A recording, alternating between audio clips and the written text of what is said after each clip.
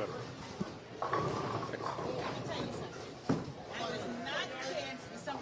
This is Gordon Pepper. I am here with P1, the number one, the former Northeast Cruiserweight champion, Mr. Sean Dyke, face on. How you doing, Sean Dyke? I'm feeling very good out here at AMF Circle Lanes here in East Haven, Connecticut. We are here. The regular season is over. The fun is now done. We have the top 88 teams waiting for action. And unlike all the other matches that we've had, this one is single elimination. If you lose, you're done. And in UBA style, adding insult to injury, if you lose, you're not only out, you get to pay the lineage of the other team. So the losing team not only doesn't get any money, they've got to cough up over $200. Losing is costly, but you know what? We cannot think about that. We can only think about what's going on now, and that is the first round, like you said, of the Atlantic Conference playoffs. That is playoff season. And right now we have on a scratch pair representing Lights Out. We have Matthew Johnson Jr., the first bowler, Mike Fiker right there, representing Lights Out. And we have John Petrovitz III. Petrovitz. Who do we have over there on the squad, the hit squad? The squad, not Suicide Squad. Shout out to them. Not the other squad, the hit squad. Starting up with Robert Fishman. Middle spot, your former Northeast Heavyweight Champion, Alex Krell. And at the bottom, your almost former Northeast Heavyweight Champion, Brian Paul, who's gotten the title match. B. Peasy. So right now, this is actually a rematch from earlier on this season. Lights Out defeated the hit squad 24-16. That actually determined the placement because of that. And because of that, Lights Out got in the easy way. They took one of the 4 playoff spots in the Brooklyn Queens division. DHS had to sweat out a little bit, wait for a wildcard spot. They got it, and now they're playing each other. Very simple here. If you win, you advance. If you lose, you're done. That's pretty much it. You go bye-bye. Single elimination. That's what it is. Get to drive back home in the rain in Connecticut. Oh, right there. Riding right there in the pocket was the Fishman himself, Robert Fishman, on the left side. See, we have 2 of the leadoff bowlers on the left side, so maybe similar strategies on both the scratch pairs. And let's see right now as Mr. MJJ himself, Matthew Johnson, converts his spare. Yeah, the key is going to be obviously communication. If you look at it on paper, it's actually Lights Out that has a higher averages in all 3, which I'm not used to seeing from the hit squad. However, and a big however here, this is all strategy. You've got a number of really good handicap bowlers in the hit squad. We will get to them momentarily as the match progresses. Right now, we are focusing on match number 1, scratch side. Yes, Alex Pearl right there, coming in, leaving the 7-pin. He went high on his first shot, for those who did not see, left the 8 count, converted that. He is staying clean. Let's see if he can stay clean. And then over on the right lane, lane 14, that is Mike Fiker right there, averaging 230. One of the big hitters right there. Ooh, that's got to hurt. Pocket, 710. Well, looking for a double, and he got one. Now, if you hear some of the noise behind us, DHS loves to get loud. Yes. They brought a couple of their people, and I think Sean Knight's going to be going out and hanging out with one of them momentarily. Oh, yeah, I'm definitely going to go hang out. My man right here, Big Viv. Viviani right now representing Hit Squad. So what's it going to be today for the Hit Squad? Y'all shipping it? Yeah, we're trying to get this win for, but we're bowling a Brooklyn team. I don't know what happened.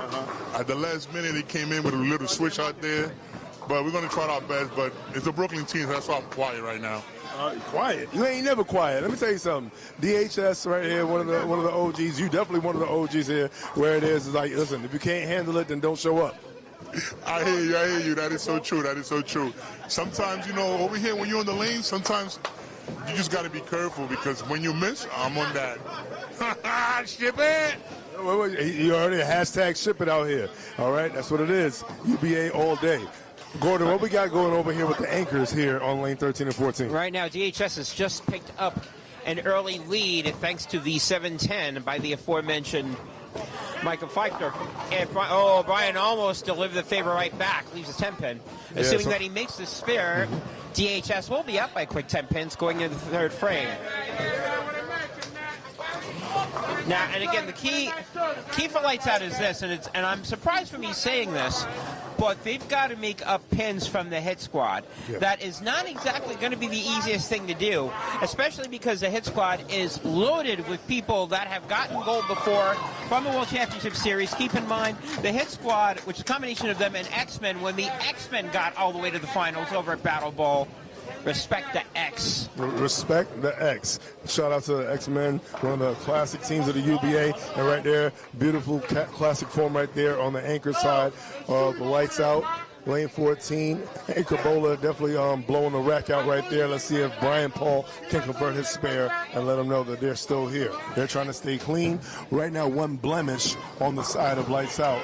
They're trying to keep it clean for the hit squad. And one of the knocks the hit squad has had over the years is during the postseason, they don't always bring their A lineups. No offense, I've said it, I'm going to. This time around, definitely different. It looks like they do have their grade A lineup out here. And right now, so far, so good for the hit squad. They're up by 13 on the scratch side going into the third frame.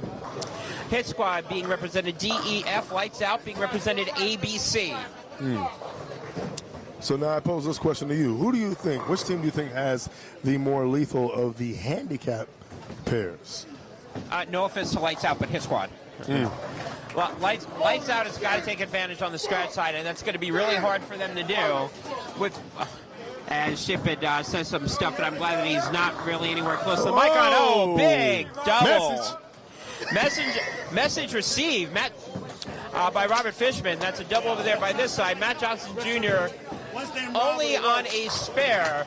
The only person that's on a strike right now is Petrovic. He's got to match up.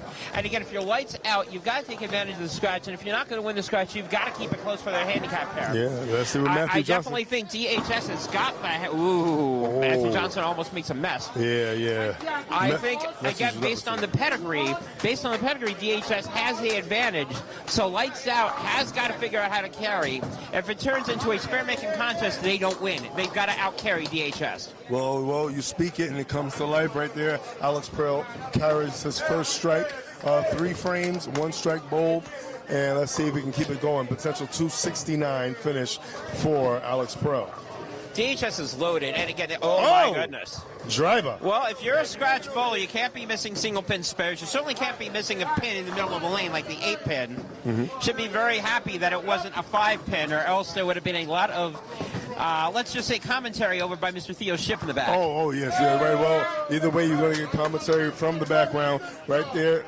Missing single pin spares, it definitely puffs up the chest more of your opposing team. So you want to avoid that. You want to keep the confidence down and the marks and the field frames high. Well, your Lights Out. You're already down on the scratch by 20. Now the open is 30. And if... I'm looking over here, waiting on the... Well, maybe? Yes, he gets it. What a little kick out. A little strike action by Fichter. Now, if Petrovic doesn't double here, DHS is going to increase their lead. The question becomes how much. BPZ, Brian Paul is up there. By the way, Brian Paul, I believe, has won a couple of regional titles from some other bowling association. Yep. This is true. Some sort of 3-digit association starting with a P. It's starting with a P. And, like P1. Just similar like P1. P1 association. And those are phenomenal accomplishments. They are. It's phenomenal. Kind of phenomenal one. Get a strike over here. No, yes, he can. He said, shut thy mouth. Tripper. Got a little trippy action. Yes, very trippy. And let's see if we can get a match. By the way, I'm hearing Theo once again chirping from the background, and if we hear a Theo, and if I say that a lot, and if we're hearing him a lot, that's usually very good news from DHS. Yeah, very good. And it usually also means that Lights Out made a mistake somewhere or another. Yeah, Viviani in the background right there. Viviani in the background. That's right. And let's see if Mr. MJJ, Matthew Johnson, right here, Matthew Johnson Jr., and no, he mercifully kicks out the 7. The 10 remains. Well, that's merciful right there. That's the good news. The bad news is, as I said before, they're already down close to 20. If he doesn't make the spare, DHS will be up by almost 50, and we're only 3 frames in. And only 3 frames in. But all of DHS on strikes. Yeah, and that is true. And one thing about that, it is bad to be down. It's better to be down early. You never want to, grab a lot in the beginning and then give it back in the end. Let's see if they can rise up and turn their Lights Out And when I say lights out, I mean DHS is lights out. Well, Lights Out right now is in the process of turning their own lights out. Yes, and we're only in the third frame. Going in fourth frame, and again, DHS has a chance to create a decent amount of separation between them and Lights Out, at least on the scratch side. Again, just in case this is your first time listening to a UBA match, here's how this works. Games are worth 2 points. Overall wood on each pair is worth 4. The overall wood from everybody is 10. Whoever gets the 21 points first advances and moves on. If there's a 20-20 tie, we got a one-game roll-off. Ooh. And right now we have issues coming. Yeah, we have issues coming from Matthew Johnson Jr. Yes. He's looking for a porter to clean up the mess. And we can say messes on both sides. Robert Fishman also deciding he doesn't feel like wanting to hit the head pin. Oh, well, you know, they might be related. Right there, they look like twins on that shot. Both of them getting the same count and leaving the same pins. Let's see who has a better shot at making it, being that they're both coming from the same side of the lanes. Johnson looks like he'll make it. And ooh, came a little close. Almost a little chop suey there, but he makes it. And let's see if the chop suey order comes from the left side on lane 13 from order from Robert Mr. Fishman. Yes. Let's see what Mr. Fishman ordered. And throws the fishing rod out, and he catches a spear right there. Beautiful shot. That's a very nice shot. So it could have been as much as 50. It looks like still DHS up by around 30. Again, they've got 2 more boulders with strikes that can increase the lead. Lights Out only has 1. And that one bowler right now is from Mr. White Lightning, Matthew Feichter. That's right. Looking to double. That's right. Mr. Feichter himself. I watched him bowl many times on the lanes. Once he gets hot, he's really hard to stop. Very, very steady. Going up the lanes. Rarely misses the pocket. Hasn't missed the pocket for 3 frames. Unfortunately, the second frame was a 7-10 leave. Let's see what happens here on lane 14. It's the same pair that he left the 7-10. He makes the adjustment. Big double for Lights Out. Yes, very big double. That temporarily stops the bleeding. Yes, puts a little gauze on it. For gauze. For now. Or it could be forever. Let's see. We shall see. Prell and Paul are up. If they both double, then it will be a 40-pin lead for DHS, regardless of what Lights Out does. Let's see if AP can be an apex predator on this next one. 7 stars looking for 2 strikes. God, that was buried. Now, again, as we discussed before, Robert Fishman, lefty. Alex Prell, lefty. Alex Prell looks like he is buried. So him and Mr. Fisher, I believe, is going to have a little chat ski so he can get Mr. Fishman locked in and loaded. Right now, I don't see them chatting. Maybe they will. Who knows? Yeah. Let's see if lefties can give each other life on that side of things. Let's see what happens right here with Mr. MJJ. MJ2. Well, before we get to that, we have John Petrovich 3, JP 3. There's a strike. But we will get to MJJ momentarily. Right now, what we're really going to be looking at is one Brian Paul. Yes. Strike here, they're up by 40. Any sort of mark, still keep by 30. Any open, and Lights Out can start to sneak back in the scratch match. Here's that ball. That shot looks good and buried, and it is. Very good. So BP just matched the strike thrown by Mr. Petrovich. Get down with the OBP. Yeah, you know me. All right, Mr. Petrovich the third. He right now is working on a 270 pace. Brian Paul working on 280 pace. Let's see if Matthew Johnson Jr. right now can basically find something. So he's fishing for something, ironic, because he's across from Mr. Fishman. And let's see if he can find exactly what he needs. And what he needs to do is find the pocket and give himself a shot. Well, yeah, well, what he needs to do is do what he hasn't done the past 3 frames, which is throw a strike. Oh, yeah, you know, that will help. So if he gets all 10 on the first shot, that will help. Yeah, and keep in mind, DHS, and I don't want to put the dark cloud here, even though I'm going to, DHS have yet to throw an open, which is one of the reasons why they're up by 42 pins going into the 5th frame. Again, if you just joined us, we are in Game 1. This is single elimination playoffs. DHS against Lights Out. DHS looking to avenge a loss they've had to Lights Out. Ooh. A little bit high, out of trouble, 8 pin. Yeah, the 8 pin. Now, Matthew Johnson may not want to see that because he whiffed at it the last time that he was on lane 13. Let's see if he's made the correct adjustment here. Here's a shot. That ball's got to come in. It does. Wow, it seemed like he heard you and he went to your favorite thing, down and in. Down and in usually always works. Usually. Not always, but usually. Well, it definitely worked on that shot. That was the first. We're hearing Mr. Viviani.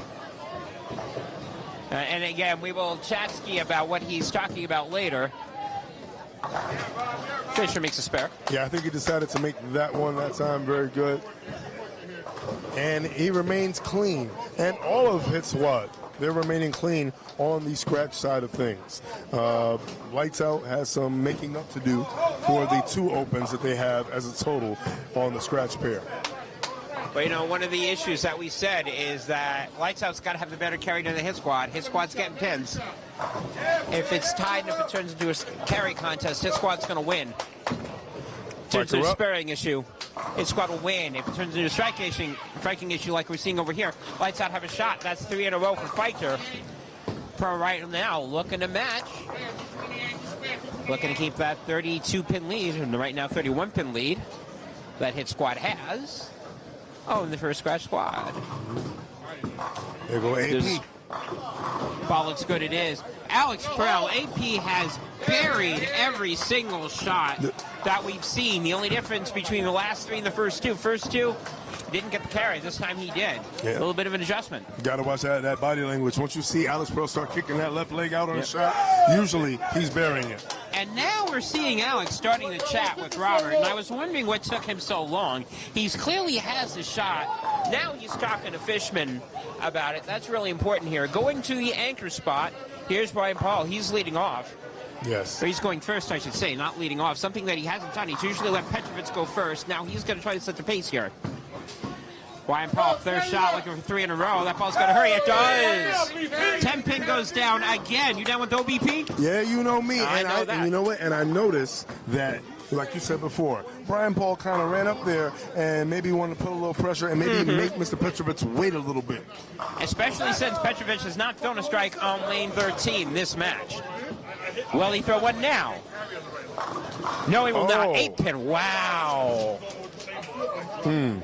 Defiant 8-pin. Well, the 8-pin so far has been the nemesis for Lights Out. Yeah. We've already seen 2 get missed. 1 on this pair, 1 on another pair. Are we going to make it 3? Yeah, I don't know. Let's see. Petrovich right now. Again, that's a good shot. I'm not sure what you do with that. But now Hit Squad is going to be up by over 50 and over 60 if he misses the 8-pin. And before you say that's not going to happen, it's already happened once, but he will make this one. Yeah, I don't think that ball was going to go anywhere. He definitely went to his reliable spare ball. Reliable, as long as you put it in the right place, it will not make a decision for you. Going into the second half of game 1, Hit Squad up by a little bit more than 50. Mr. Johnson is now up. Matthew Johnson Jr. for Lights Out. If he doubles, they can at least not just start the bleeding a little bit more, but maybe start to bring that wood back down a little bit because he's dealing with Fishman who's only on a spare. So now the question also becomes, what did Alex Prell tell Mr. Fishman, and is that going to help him? Well, we shall see.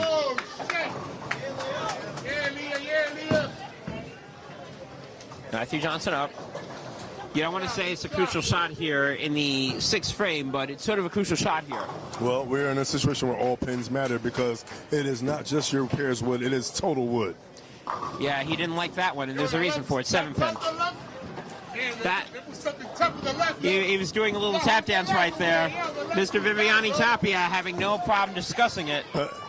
Yes, Viviani inquiring about the left side and the level of difficulty it may be. Fishman trying to strike her. Oh, my goodness. Well, now.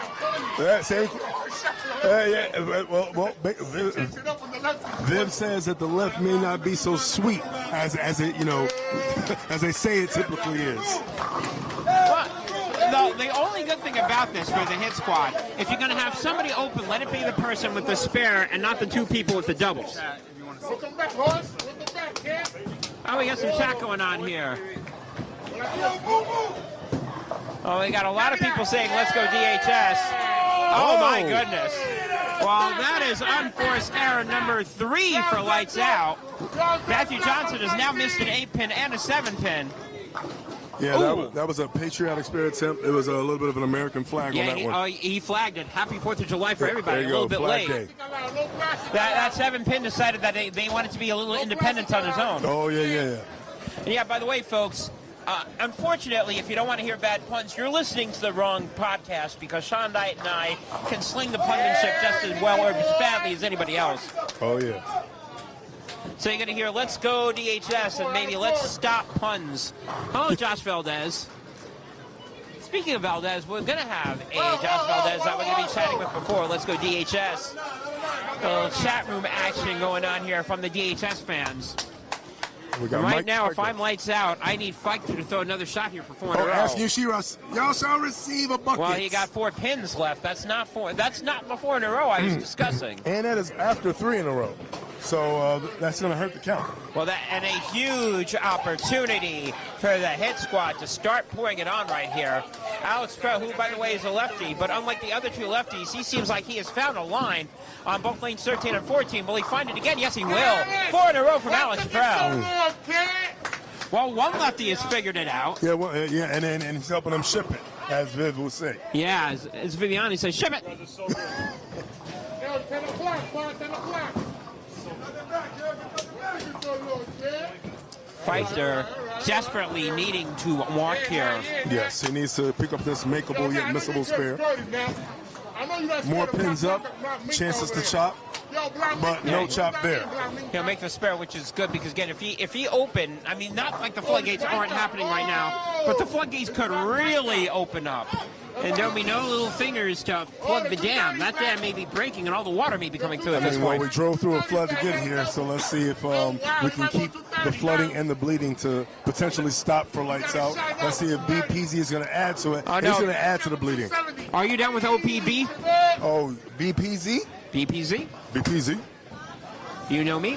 That's right. And he knows strikes 4 in a row from both Prell and Brian Paul. Yeah, BPZ right now serving as the ODB and the opposing force for lights out right now.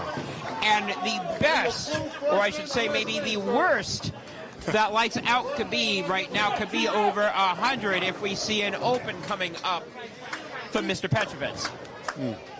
Which again, if you're lights out, I said one of the things that you have to do is that you've got to control the carry. Right now the carry is being controlled graciously by the hit squad. How is the left? Oh, left's pretty good for the righties apparently. Yes. The lefty's got some real estate on the right and the left, apparently. Apparently, DHS now up by 73 and a chance to make it 93 in the 7th frame.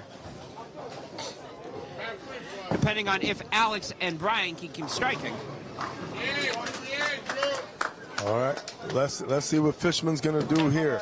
Now keep in mind again, the overall wood comes into play. So if you DHS, you can't be satisfied with just being up by 50. You want to be up by 150. And if Lights Out wants to help you, then you want to be up by 250. That is the best shot we have seen from Fishman. And as we said before, I noticed that Prell, who's the one person on the left-hand side that is lined up, and Fishman are chatting. Hopefully Robert this time around likes what Prell had to say. Brian's saying to Robert, well, that looked good. Johnson looking to counter. Oh, sloppy, but it works. He mixes it up. We got a little mix master right there. Maybe Matthew Johnson Jr., man, he may want to sneak in on that chat and maybe get a little intel on what Alex Prell was telling to Robert Fishman. I don't think Alex Prell's going to want anybody from Lights Out to be getting any intel from DHS. Yeah, sneak behind, maybe stretch out the ears a little bit. Little sneaky sneak. Little sneaky. I've done sneaky sneak. I think everybody in the UBA has done sneaky sneak. Well, let's see what. I was looking for 5 in a row. Oh, that's Burrow. 7 pin. I was about to say that was buried, and it was. He didn't like the shot, though. So there's something definitely there that he didn't like. Maybe it squirted out a little bit. Yeah, he got that. He got to the pocket a little quick on that one. And Mike mixes it up right there. So only one blemish on Mike's game so far, and that was in the 2nd frame. He has been clean ever since then. Unfortunate 6 count, leaving the bucket last frame, but gets a little mixer right there, takes all 10 out. Well, that 6 count may, I'm not going to say fatal, not in game 1, but that definitely is not going to help Lights Out.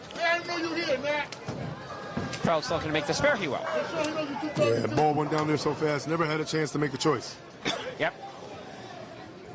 So we're still looking at a 70-plus pin edge for Hit Squad in the 7th frame.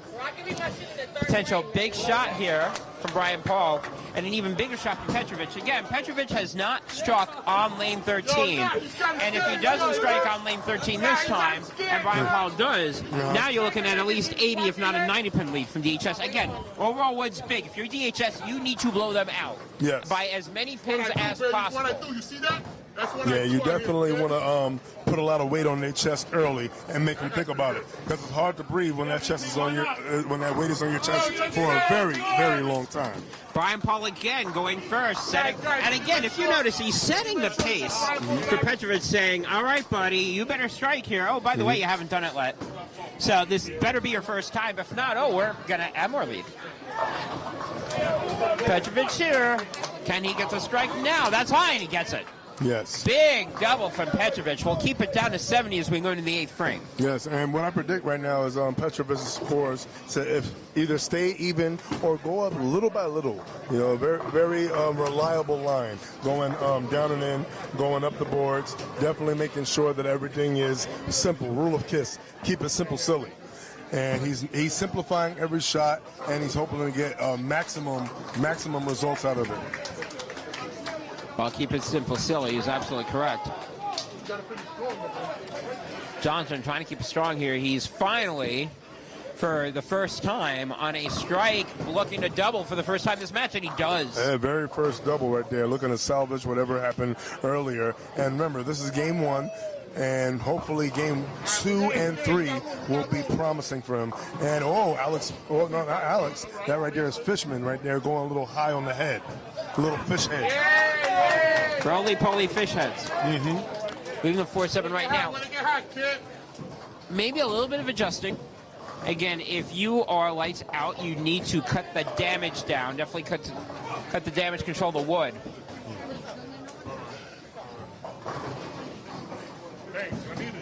Wood coming back. Fishman looking to make the spare, and he will. Yep, Fishman all over that. Converting. All right, so now around a 60-pin lead for Lights Out. I'm sorry, a 60-pin lead for the Hit Squad. Lights Out can start to trim it down. They've already cut it down by 10. They can cut it down by another 10 if Fighter can do what he did not do in the 6th frame, which is bucket. Yes.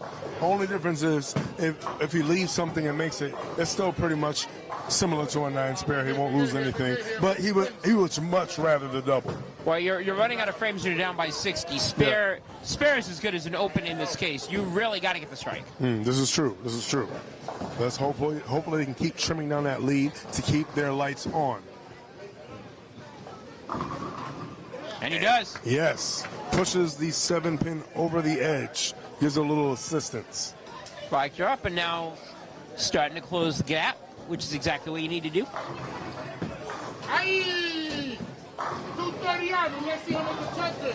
Pro looking to get back on the strike train, and he does. Ooh, little mixer. Mixing scope. We got a bar in the back. Little mixer. What sort of mixer like? Yeah, some people like to mix. Some people like a straight up. Me, I'm more of a straight up guy, but Alex Bell prefers the mixed drink. I don't mind a mix. Especially DHS doesn't mind a mix if it results in all 10 pins going down. Meanwhile, Brian Paul on 5 in a row, looking to make it 6. Again, if he goes out the door, 280. Nothing that we wouldn't expect from BPZ himself. Well, if Brian Paul and Alex Bell both go out, they will be higher than the best that Lights Out's bottom bullet Petrovic could do, which is a 250. 250 is not shabby, but not if you're going to be the 3rd highest score in the whole pair. Speaking of which, another one. So we have 6 from Lights Out. Lead is starting to shrink. Yeah, right there, he negotiates a strike, did Mr. Petrovic. Let's see if conversations still remain the same and keep going for Mr. BPZ. He's going to have a conversation with the pocket. Let's see if the pocket talks back and see if he likes what the pocket says. And wait a minute. Wait a minute. Pocket did not like what he had to say. He basically said, oh, wait, there's some great movies that we can recommend for you later on today if you want to keep doing that the rest of the game. Oh, man, head-on collision right there. Goes right through the face and leaving right there to 3-4. 3-4-6-7. Well, remember that cozy 70-pin lead that DHS used to have 2 frames ago? and used to, because assuming that he doesn't make the spare, and he won't, it is now a 20-pin lead going into the 9th frame. And more importantly for Lights Out, they are each on doubles, which means if each of them throws strikes, they can actually can take the lead going into the 10th frame. It is all about the finish. All about the finish, all about the carry. If you are within 50, within 5 frames, you always have a shot.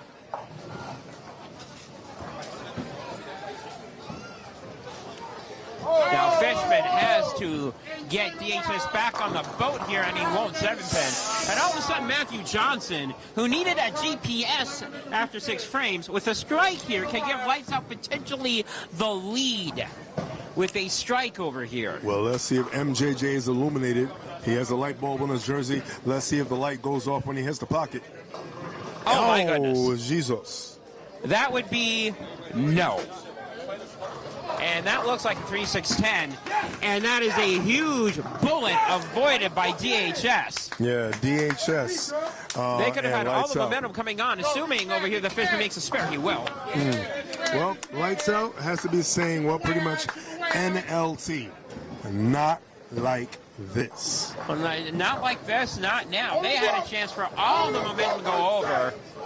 And instead, Mr. Johnson is now taking a trip to the Valley of the Red Numbers, does not make the spare. So trying to right the ship here, if Alex Sproul can throw a double, that would counter whatever is done by Fichter. Even though Fichter is looking for 3 in a row, Sproul's looking for a double. Can this lefty get back to what he was doing? He left a 7-pin last time out on 14. Did he make the adjustment? Yes, he did. Big double by Alex Sproul. Yeah, looks like Alex Sproul has a story to tell right there. Let's see if he's going to keep telling that story going into the 10th frame. Pressure going over to Fichter. So now the best that Lights Out can do at this point, possibly get up by 10, possibly be even. But the advantage that they had of taking the lead squandered thanks to an untimely open by Johnson. Fichter right now knows this is a big clutch shot. Taking a sweet time up there. Here's the ball. That ball's got to hurry up. It does not 4-pin. Yeah, it does not. Goes a little high, takes a little last-minute ship to the left. And yes, a leaves ship 4-pin. shift. Yeah. Mercifully, no 9-pin, though. Well, no 9-pin, but again, spares at this point, as I said earlier, spares for Lights Out, no good. They need strikes. And Brian Paul going up there, and he wants to say, yeah, you want strikes scored? Here, I'm going to show you one. Oh, no, you're not. Oh, my goodness, yes, he is. That was horrific. If you've seen a quiet... Let me tell you something. You've seen A Quiet Place Day 1. That was even a bigger horror show than that movie at this point. What did they say in the movie Dark Knight? It's the slow knife. And Damian just watched the slow knife twist in him. Everybody watching that when he had to put his bowl down. Damian did not like the looks of that. That's like Lights Out ripping their jersey before the aliens come to eat them. Yep. And we see a Ric Flair-like strut coming from Brian Paul after carrying that. Well, that was a big, big strike from Paul. And again, if Lights Out has any chance of stealing this one, Petrovic has got to make it another strike here for 4 in a row. Anything less than that, and keep in mind, though, still going to be down by around 40. Anything less than a strike, and it's going to be Lights Out game 1 in strat. And yeah, I'll call it going in 10th frame in game 1. Yeah, both of these Brooklyn teams really duking it out the Brooklyn way. Let's see who's going to keep their black forces on.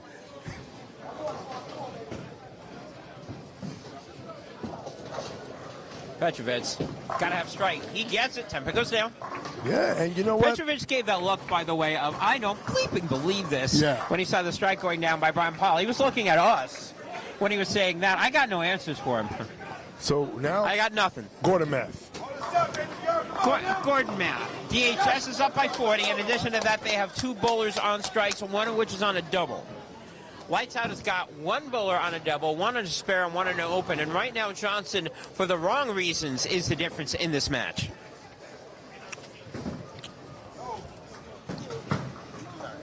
Johnson up. Dana deciding that he likes to use our official, our score sheet as his official score sheet. And Johnson right there getting a very important. That's my score sheet. Yeah. You got your own score sheet.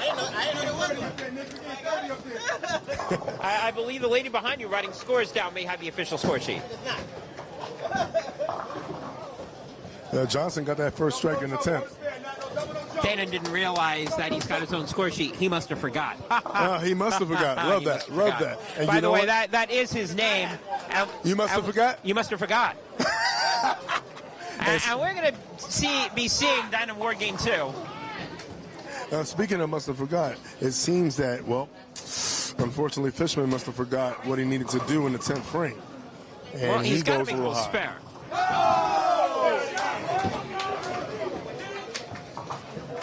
Let's see what Matthew's going to do. What is he going to do?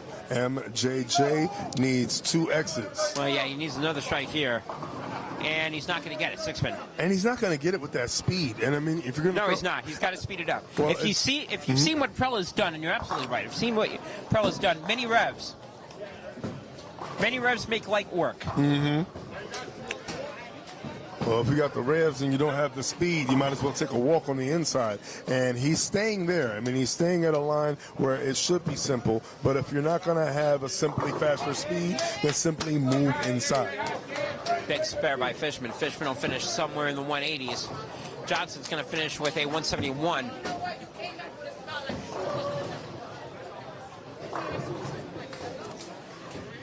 So what we have here now is Mike Fiker up. I mean, this isn't the official sheet, but I'll write him down. Unofficial. Yeah. I don't know where the official one is. Everybody's asking me if I have the official sheet. The answer is no.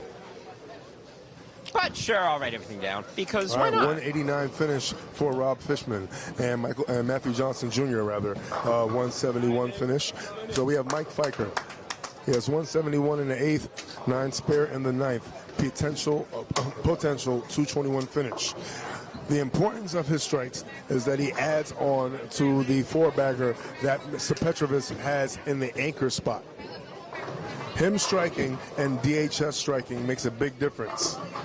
Well, him striking isn't going to do any good if Prell strikes as well. Exactly. They need a mistake from Alex Prell. Yeah, they need a mistake from both anchors, actually. It'll take a seismic shift in not only the score here as well as the overall wood for all 3 pairs. Correct. And that's a big strike from Alex Prell right there. Very big strike. That will pretty much say game over on this pair, assuming, again, that neither bowler makes any silly errors. Mm-hmm. Oh, you talking about the ones of the unforced nature? The ones of the unforced nature, correct.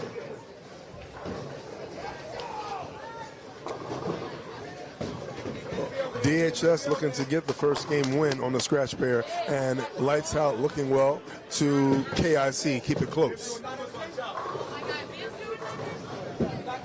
Right here, looking for that's just a little slow, but that gets there. Okay, and working on that 221 finish that I alluded to before. Trying to keep it close is Lights Out. And as long as you keep it close, anything can happen in the end. Well, anything can happen except, and a big except here from a mathematical standpoint, not everything can happen, especially when Alex Prell does that. 3 in a row, probably should be in the 270s. He'll have to settle for somewhere in the 250s, which is not shabby. Not shabby at all. Not shabby at all. Potential 258 finish for Alex Prell and potential 221 finish provided that he makes the strike, which I assume he's going to get in this last ball. And that's what happens when you assume. 220 finish for 220's Mike good. Fiker.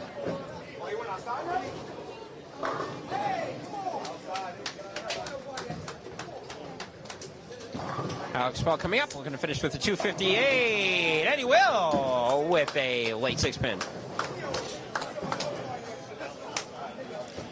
And good morning, Brandon Tipton. Good morning, everybody. We got a Petrovich over there. We've got Lights Out. We've got somebody's best friend. We've got all sorts of stuff. And if you're a DH fan, you're definitely looking at DHS taking 2 games. That third one may be a little bit of a challenge, and we'll get to that momentarily. But DHS will definitely have the wood going into game 2, and that is the very all-important wood. Mm-hmm.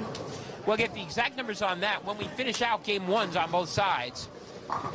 Petrovic looking for a strike here. He doesn't get it. That was a big shot.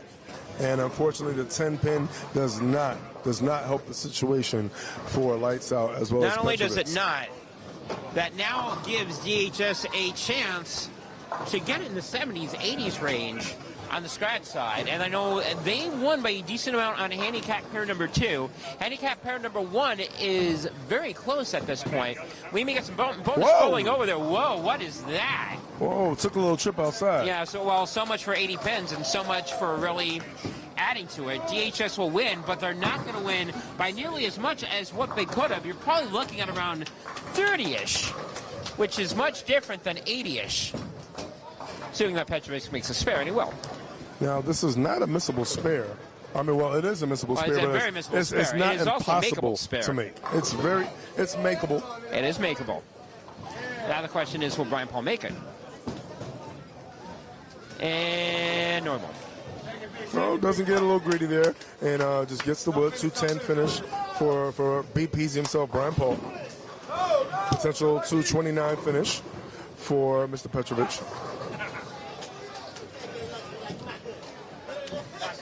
And Petrovic is going to finish with a 229. 229 for Petrovic.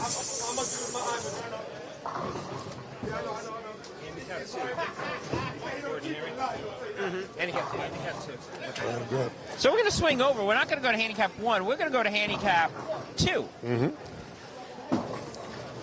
let's take a little trip. We're going to take a little bit of a trip right now. So at the end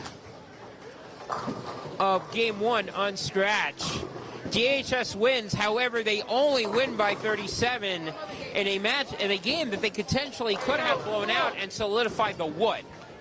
They did not do that. Now we're going to go over to handicap 2. All right.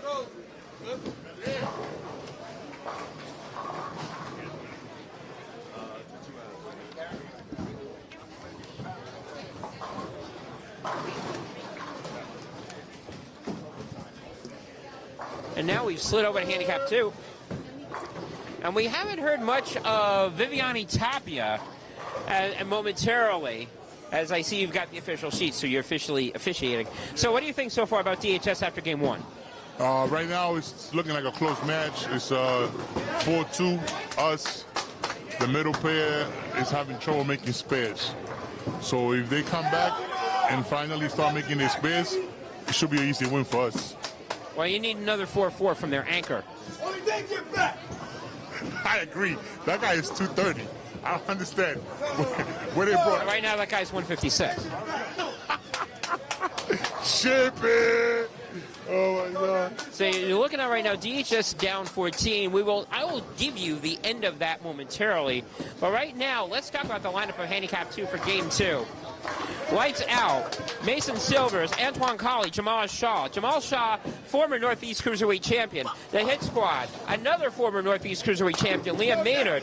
Jose Valdez III, Nicholas Perales. So both of these lineups are, shall we say, lined up. They're loaded. Game 1 went to the hit squad, and they're up by 73. And right now, that's probably going to be the reason why they're up in terms of wood. Jamal Shaw's first ball, 10-pin. Yeah, 10-pin for Jamal. Hit squad, by the way, getting 23 pins a game. It's funny how you're giving a former tag team champion and a former cruiserweight champion and a tag team champion 21 pins, but hey. Is that Gordon math, or was that on paper? Well, that's Gordon math, and what makes this real interesting on Gordon math, and we're going to quickly chat on that first middle pair, is that Grexter needs to make the spare. If he doesn't, and Frankie Maynard Jr. goes out the door, his squad's going to steal one. Marlon Shaw, meanwhile, makes a spare. However, again, if you're getting 20 pins, the last thing that you want to do is open. They've done that, and hit squad now up by 34, going in the second frame. So now how much pressure there's going to be and Gregson making the spare is really going to depend on what Maynard does his first ball. Here's that ball. Needs a strike here. He's got to have it. Doesn't. 7-10. The game's over. All right, now let's go over to handicap pair number 2 because all the excitement of handicap pair number 1 has now gone down the toilet. Yes. The only thing that's interesting is the wood, which we'll get you momentarily. Meanwhile, Leah Maynard, that ball looks... I was going to say it looks good, and then it checked up, and now we got a 410. Yeah, we got a 410 lead for Leah Maynard. We have Mason Silvers up on lane 17, I believe. Yes, lane 17. Leah, actually the first ever female cruiserweight champion, looking to make an impact. Let's see if Mason makes an impact, mixes it up, and 9 spare to start, and a strike in the second frame. So potential 290 finish here from Mr. Silvers there. Maybe a little bit early to say 290 finish. However, the one thing that we will say, strike 2 and open, you got to cut down the wood. They're down by 30, were before that. Now they're down by 20. Right there. Name maybe Silvers, but right there that strike was golden, and that was definitely a close frame that was needed, and he's trying to rally the troops. It seems that there was some struggles that Lightz was going through over here, and he wants them to get it together. Hopefully they get it together so they can send a message saying that they're not going anywhere. Well, to say that they're struggling, yeah, sort of, kind of.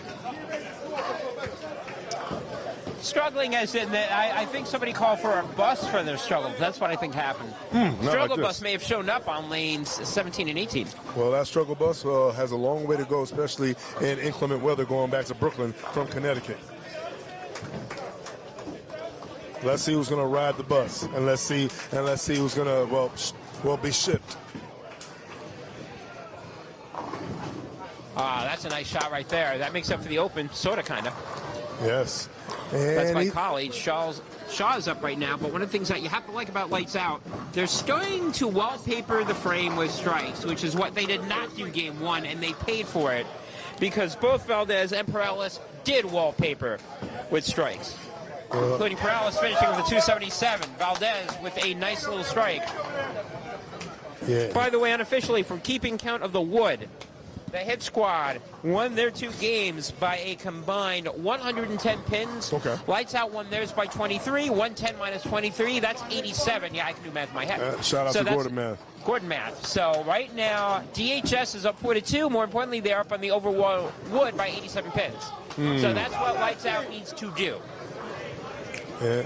Jamal Shaw figuring what he needs to do to take out the 10 pin. He left the 10 pin on 2 frames right now. He's getting good rotation, getting it down the lane. Unfortunately, the 10 pin is fighting back, saying, nah, it's not enough. By the way, still a little female chatty over here. That's Natalie Maynard and Leah Maynard chatting. So that's big. Nick Perales with the double. The only person with the double so far in this game. Yeah, on this pair. Yeah, NP said no problem on those first 2 frames. Nick Perales with the double to start game 2. So I'm going to have Natalie. Oh, no, Natalie's bopping. Once Natalie gets the headphones on, when she starts dancing, don't stop her flow. She's dancing. And Jamal Shaw is making spares. Yep. Backing it up, making the 10 pin is Jamal Shaw. All right, so we're tied 3-3 in terms of marks. Hit squad still up by 32 going in the 3rd frame.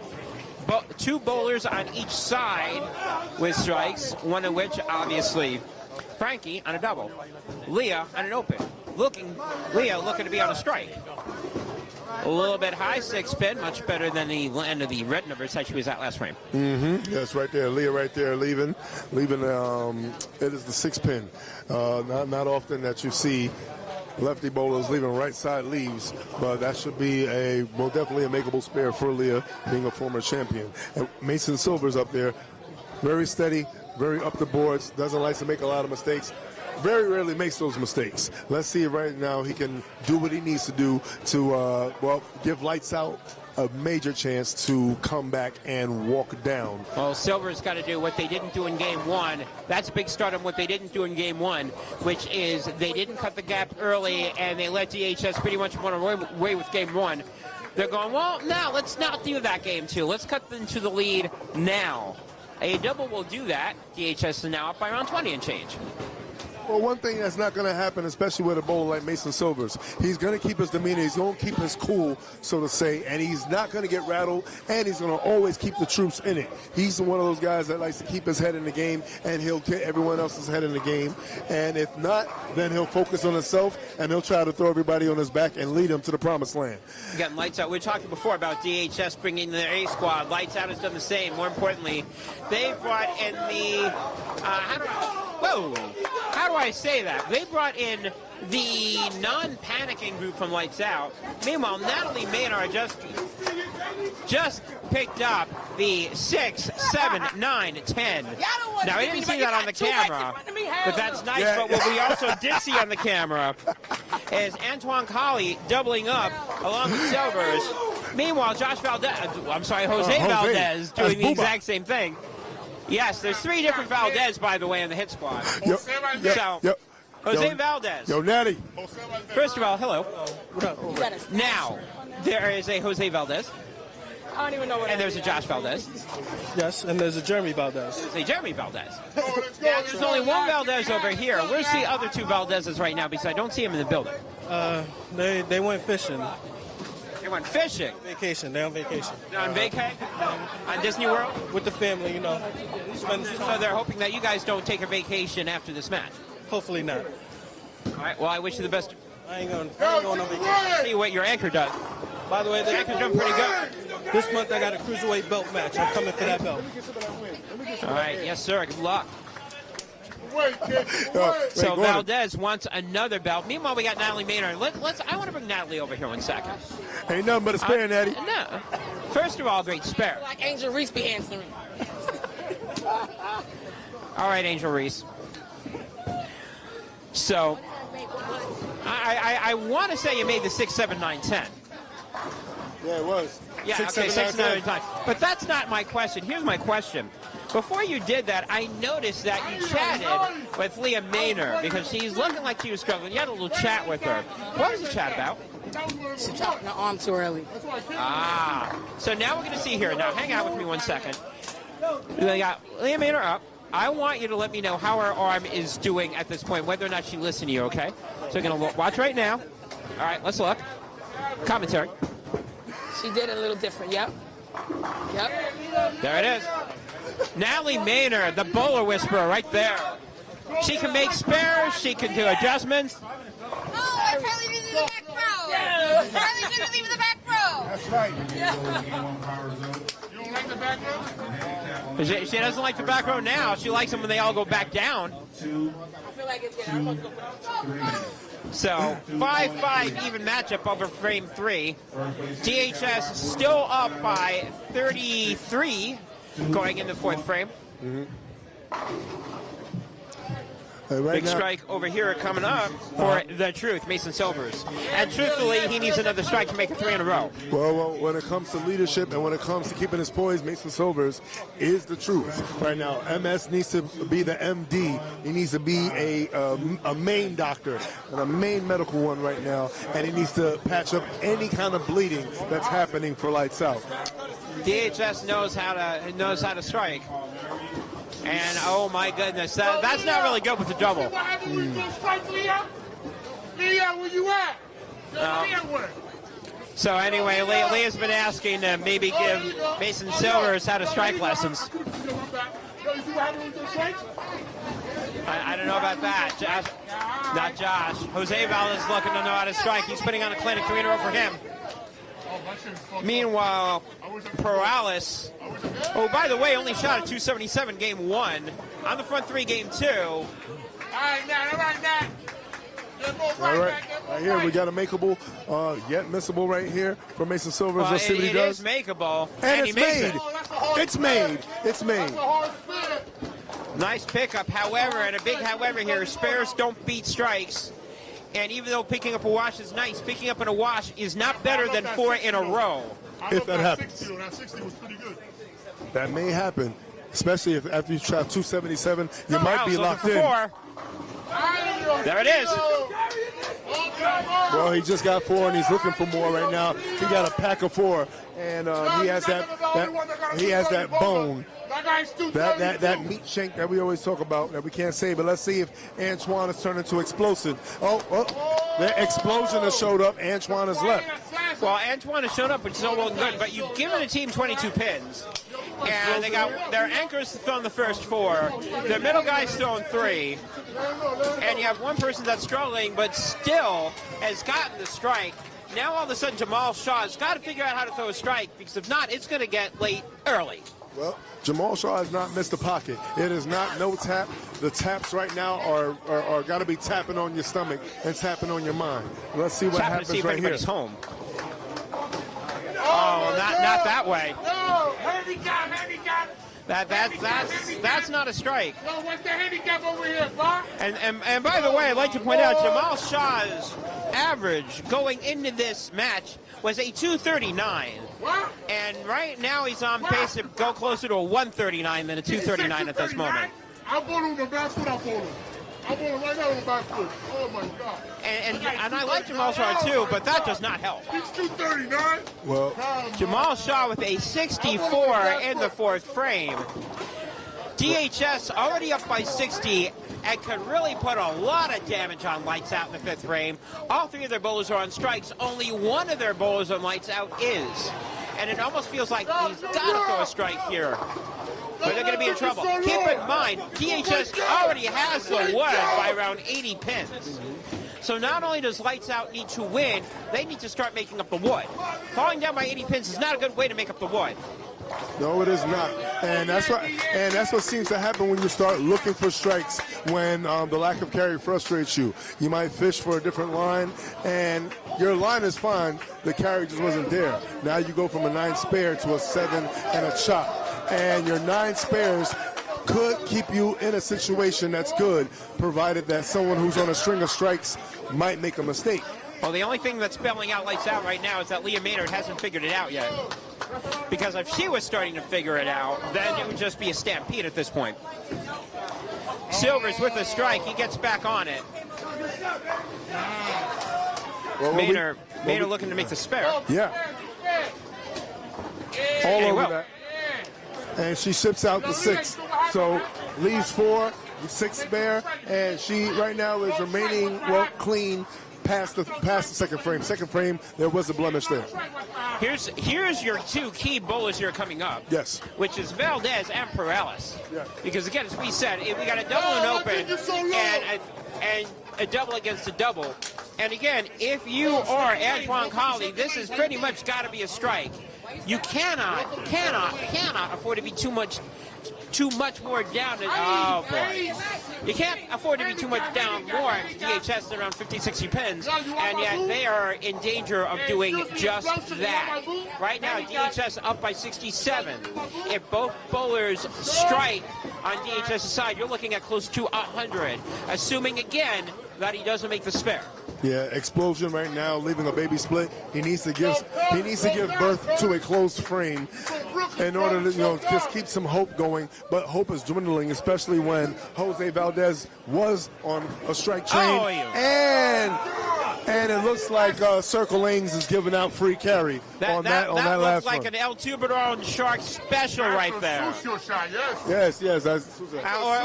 Or in the words of Viviane Tapia, a sucio shot. Dominican language, sucio shot. Well, if you know Spanish like I do, that's dirty. Down and dirty. That's a gross, dirty shot.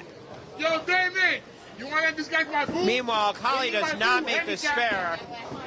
Now we're looking at DHS being up by 85, and if Perales gets his 5th strike in a row, the least that DHS will be up by is 95.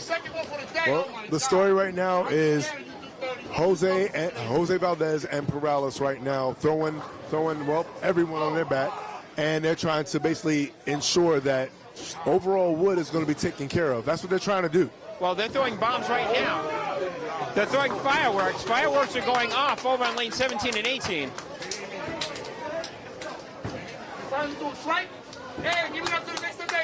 Jamal Shaw finally throws a strike. But Perales has thrown 4 before that, and there's strike number 5 for him. And you know what? Viviani may have woken up Jamal, but right now he needs to wake up and he needs to catch up because right now they're hitting the ground running, and I don't think DHS is trying to stop. Shaw needs to put caffeine doses to the rest of his team. Oh, double shot of espresso right there. And let's see if Triple Leah... shot, quadruple shot. Leah Maynard looking for a shot of her own. Oh, Lord, Leah wants to get on the party line, too. DHS is dancing, and they tell her to join the party line. You do not need Leah Maynard to wake up. No, that would not. be a disaster for Lights Out if Leah Maynard figures it out. Uh-oh. And once she starts smiling, she starts wilding. And right now, Cinnabons is trying to make it a sticky situation. If Leah Maynard can figure out lane 17. Uh-oh. Situation there. Have a potential situation. Well, look. Mason right now trying to keep that leadership role going, trying to lead them to some sort of version of a promised land, and that is not the way to do it. Now, 3-6-10 no good. 3-6-10, not only obviously will not pick up anything from Leah, but that's going to be a spare versus a strike. And again, if you're DHS, you got to worry about the wood. Got to worry about it. You don't know what the other two pairs are doing. I do see over here in the middle that Lights Out is figuring out how to strike on the other pairs. Lights Out is actually winning two of the other pairs, and one of them by big numbers, so DHS has got to keep striking just to keep the wood up. Yeah.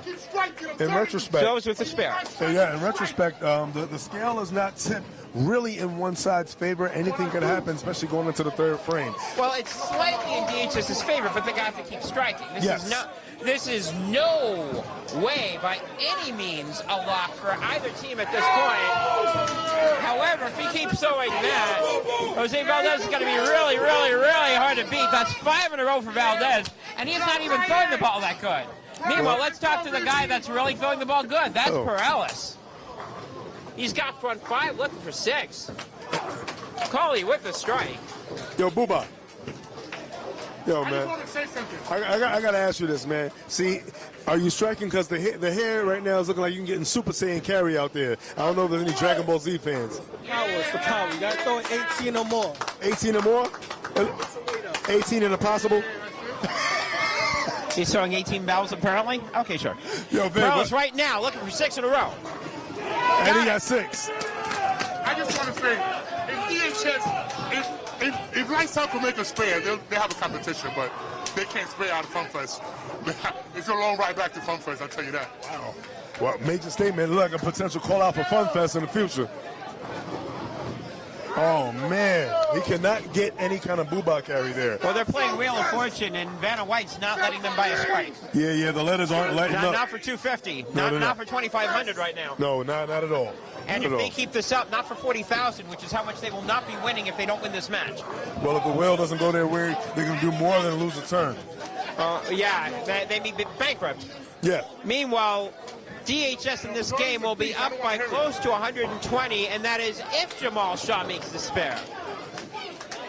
And again, exactly what they don't need to see happening is happening. DHS all on strikes. We're going to see a spare here, yes we will.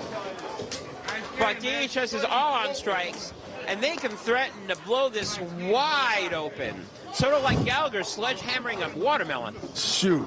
Well, and right now, they're Perales juicing. and Valdez both have sledgehammers. Are you saying that this is looking like a squash match? Well, I don't know about the match, but this is certainly looking like a squash game, and it could be real bad if we see a double here from Leah Maynard. Because they're not even in all cylinders, and they're up by 110 pins. Oh, no! Oh, no!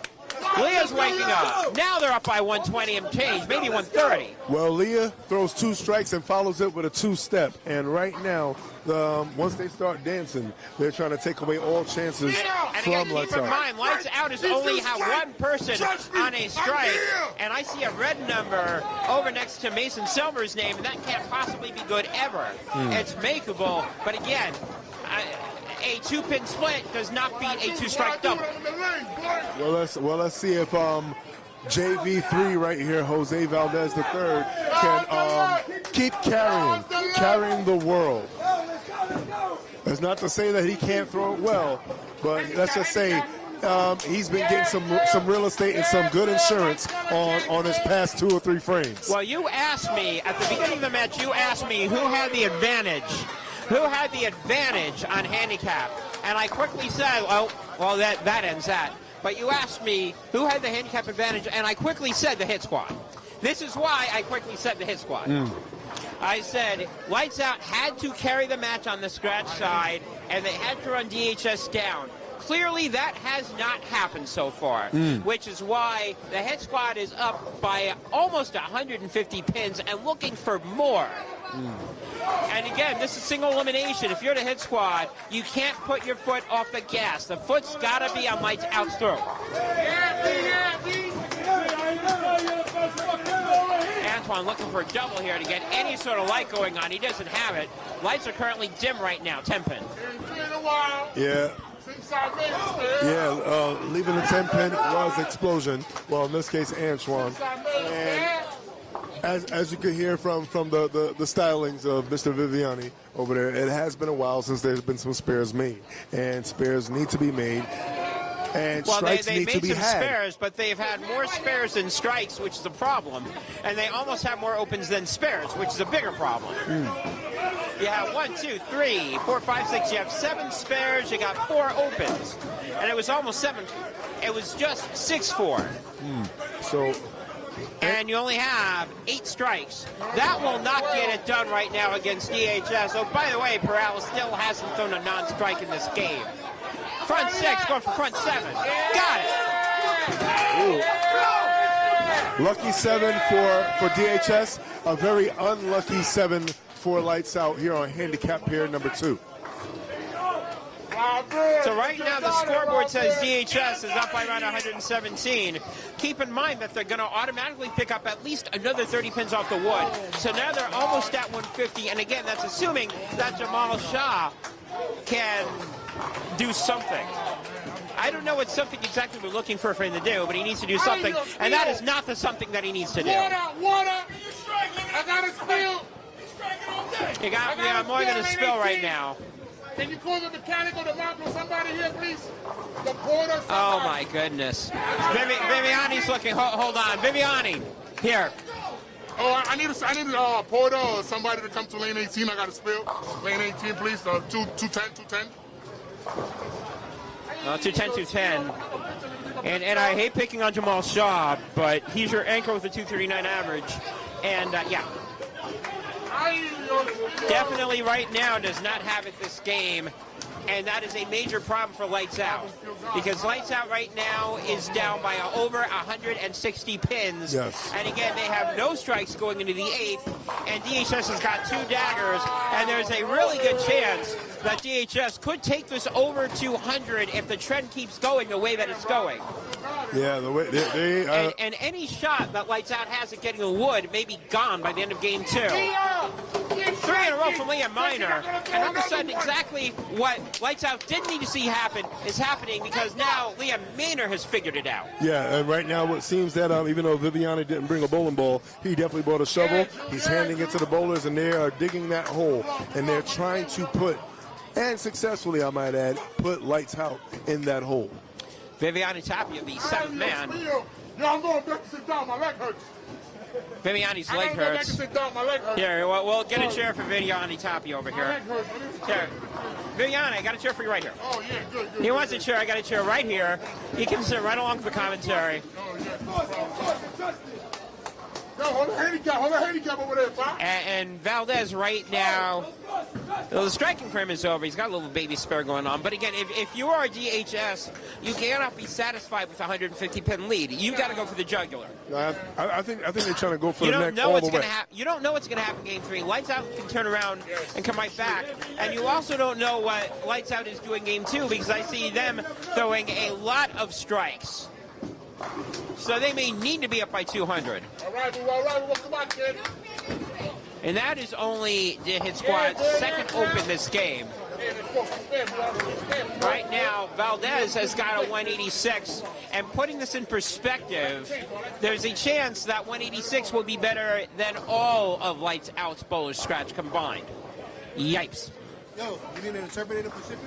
Get over there. Well, right now it looks like the best thing you can do is do what you can for Right the now rest we of this need a game. container. Yeah, we got to do the best you can for the rest of this game. You got to get lined up for Game 3 because you got, dare I say, a lot of work to do for Game 3. Well, Lightz Out's got a lot of work to do, but again, if you're DHS, you want to get this over 200. You want to get as many pins as you humanly possibly can. Yeah, the pin count right now has got to be looking like Mount Everest, and they need to start climbing. They need to get their boots on. And we got front eight for Nick Perales. And yo, how poetic it is that his initials are NP, because it's looking like no problem right now in Game 2. Well, he's not the only one with a potential 8 in a row on DHS. I'm going to want to eventually, if it gets to the 10th frame, I may ask Camera Guy to show up back over on 13 and 14, because Alex Prell's got the front 7 for Hit Squad. And he's the only person right now maintaining the wood, because right now they're getting spanked on Lightz Out on the scratch side. You got front 5. Yeah, well, we'll get over them. He's got front 5, but it gets interesting or fascinating for me when it gets to 8. And we are going to be seeing that. Yo, you want my boot? You want my boot, bro? Yo, you want my boot? It's a handicap man. Where you going? Outside, don't go too far. Don't go too far, bro. Don't go too far. It's raining outside. Right now, I was saying, DHS can get up to 200. Right now, they're at 180. Once again, 2 of their bowlers on doubles. It's a little bit light. Is she going to get the hit? Yes, she is.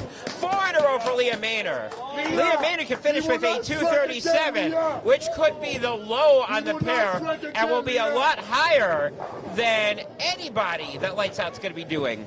And again, keep in mind that, oh, by the way, DHS is getting pins. Silver's right now looking to make any sort of strike. He does. Now, the only question is, can Lightz Out, 2 questions. Number 1, can Lightz Out keep this under 200? And number 2, can the guy that's got the front 8 throw 4 more in the 9th and 10th frame? I'm not going to try to curse anybody out, especially because we all know what my nickname is. Jose Valdez looking to get back on the strike bus, and he will not, but at least he does make something makeable. Leave something makeable, I should say. 6-pin. Coley up for Lightz Out, looking to double, get some sort of momentum going, because right now they have none. Alex fell with the front 8. Coley will not get 2 in a row. That looks like a 9-pin. Valdez looking to make the spare anyway. He's 230. He's going for 1 good game. You gotta go 1 good game. You keep going 150 every game. He's 30 for a reason. Here's Perales coming up. There are 8 frames. He has shown 8 strikes. Yes. We are going into the 9th frame. And let's put it this way. Yeah, they're down by a lot on the scratch side, but Prell's 8 in a row is the main reason why they haven't given all of the wood back. Hold it fair, hold it fair. So that's important. Handicap pair 1 is going to be just as important. We got a 109 on our scratch pair. Well, the 109 in the scratch pair doesn't help.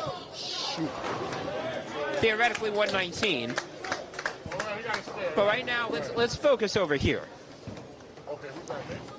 Yeah. I mean, we got this Perales character. Yeah. His name is Nicholas. NP, no problem. NP, no problem. Looking for another in, which is 9 in a row, and he gets it. 9 in a row for Nicholas Perales as we go into the 10th frame. 9 frames, 9 strikes. And he could double Jamal Shaw's score if Jamal Shaw wants to open 2 more times. Shaw right now, are we going to get a strike here? Yes, we are. We got a potential stretchy. Shaw with a strike. Yeah, you want to call this a stretchy. DHS is now over 200 pins as we go into the 10th frame. And looking for more. A lot more. That is a stretchy. And again, you got to look at it this way. You've got to put on the wood, because the wood could be getting out of hand in the other 2. Leah Maynard's trapped. Oh, now she's free. Well, now here's my question, Sean. You know what my nickname is. Yes. Should I stay here or should I leave? No. Listen, we drove through one. We drove through a cloud. I think we had enough storms. Okay, there's enough storm. We did drive through a rainstorm to get here. Nicholas doesn't seem to care, which is fine with me. His UBA nickname, Damage. Leah Manor is looking to put on a lot of damage because she's looking to throw another strike here. Oh, no, she will not. 4-7-10. So she will say something that I'd rather not want to hear on YouTube. I'll say it. She said fooey. She said fooey or muck or maybe a combination of both words. Either way, it was not a strike. Not a strike, man. No. So right Mason now, Silvers will get a spare. What's the count? I'd like to say hi to Rudy Feliciano here. Guys, how you doing, UBA? Yes, they always polite Rudy Feliciano, who doesn't even say hi, Gordon. How's it going before?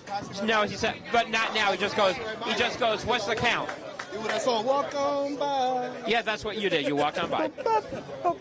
So now I'll ask, how is Tribe doing since you're here? We got to fight. We have a fight. You got a dog fight going on? Yeah, real big dog fight. Let's see how it goes off at the end of the day. But well, DHS was up by 70 going into game 2 on the wood, and it looks like based on that, they're going to be up by a lot more. Oh, yeah. Who's going on Trey? Paralysis is going on Trey. Jose Valdez right now looking to strike out for a 236. Yep. Mason Silvers finishes with a 192. I think the biggest misunderstanding is that these two teams are lightweights. Oh, they're definitely not lightweights. These two teams are very, very, very, very strong teams. They are. It's almost unfortunate that they're against each other in the first round. Because you get to see it too early, I think. I would have loved to see it in the next round, but they didn't take none of their division, so it is what it is. It is what it is. Colley's looking to get a strike out of here. And he does. Colley can finish out with a deuce, which will be around 30 pins less than what Valdez is going to do if he throws another strike, and he will. Potential 236 finish right here for JV3 Jose Valdez III. Booba. One of the hitters out of Melody Lanes. Melody Lanes, a very, very hard, challenging house over in the Brooklyn area. Yes. We've all visited there a number of times. Yeah, right now, Explosion looking to finish with a potential 205. Colley looking to double and get that pin count under 200. And that right there is a morale double. Hopefully get the morale up. Well, hopefully you finish with 3. Yeah, so going into game 3, you can do but something. everything before that's been a morale killer because you notice he's got the strike, no clapping, no nothing. It's a tomb. It's very quiet. It's not going to be quiet in a moment when Paralysis gets up there. I'll tell you that much. 233 by Mr. Valdez. All right. So what do you predict? Being that you are not only a dark cloud, Be careful. not only being a dark cloud, but also being, well, we'll make you a weatherman. What do you think the weather's going to be for Game 3? I think it's going to be closer. I certainly don't think that they're going to win by 180, 190, 200 pins. So we're going to stay over here on 17 and 18 because Nicholas Paralysis, front 9. And here we go. By the way, the win in this pair will be easily over 200, regardless of what happens, because this pair DHS won by 73. Now they want to win by over 200 here. That's 10. 10 in a row for Paralysis. Well, I'm going to be a nice human being. I'm going to say he shoots it. okay. And if he doesn't, don't blame me. I am trying to be a nice, light, fluffy cloud. I'm not trying to be the 300 killer. I'm not trying to be the dark cloud.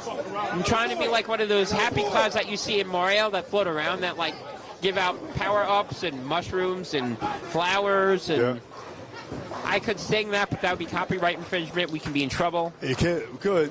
Well, we'll just call it that potential thing. Let's see. Looking for 11. Got it. Woo. And I can tell you from experience, getting the 11th one is harder than getting the last one. Because once you get the 11th one out the way, hey, it's all day. It's NP, dare I say, no problem, as he goes for that thing. Jamal Shaw will make the spare, and he'll finish with the 150, and he's going to need to because he... Okay, Alex Pell is trying to shield me. He's trying to give some shade to the Pell, cloud by the over way, here. just giving you a visual, Alex Pell, knowing that I am the 300 killer, is now standing in front of me. He's trying to block my vision. I don't know what good that's going to do. And let's see if the bomb is here. Let's see if he gets it. He got it. And the bomb goes off. A trade bomb that is. Throwing that thing was Nick 300. Perales. 300 for Nick Perales. 277 game 1. Yeah, 300 game 2. 300 game 2. 577 scratch for the first 2. Nick Perales. And more importantly, That's it. Head Squad's going to win by over 200 pins on the wood. So they're going to have the wood by 270 plus. And if they somehow win the wood, they will win it because of that. Let's chat with Nicholas right now. Nicholas, you and I, let's have a little chat-siki here. First of all, congratulations. Thank you. Second of all, tell me about the shot. Tell me about the tray. What's going through your mind right now? I don't know. I mean, yeah. I think you're lying. First 300. I think you're lying. First 300? Couldn't have a better time to do it. First 300. Now your 300's immortalized, by the way. I call bullshit.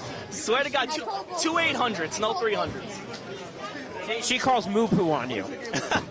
Woody's on my team, so. So it's okay. No moo-poo if she shouts it over there. My team. Oh, wait. And I was here for it. I was here for his first 300. No one cares, Gordon. No one cares. I appreciate that. He cares. I'm kidding. A lot of people is going to be, Gordon was there and he shot for 300. No way. Nicholas, congratulations. Great job. As good as you do it? Are you kidding me? I'm hoping Nicholas that he went in a high game. Whatever, Curtis. Whatever. Keep slacking. All right, whatever, Curtis. By the way, so Leah, you guys won that by 200 pins, and they're giving you 21 pins a game, or 23 pins a game. Shocker to us, too. That was a shocker to us, too. I thought we would be giving them. Oops. Huh? Come on, yo, Oops. catch up here. Oops. Catch up. OOPS. Oops. Exclamation. All right, I wish you the best of luck in 3. Hopefully I carry. I fucked up this game. She moo-pooed at this game. Well, Sean Knight's getting the call. Yes.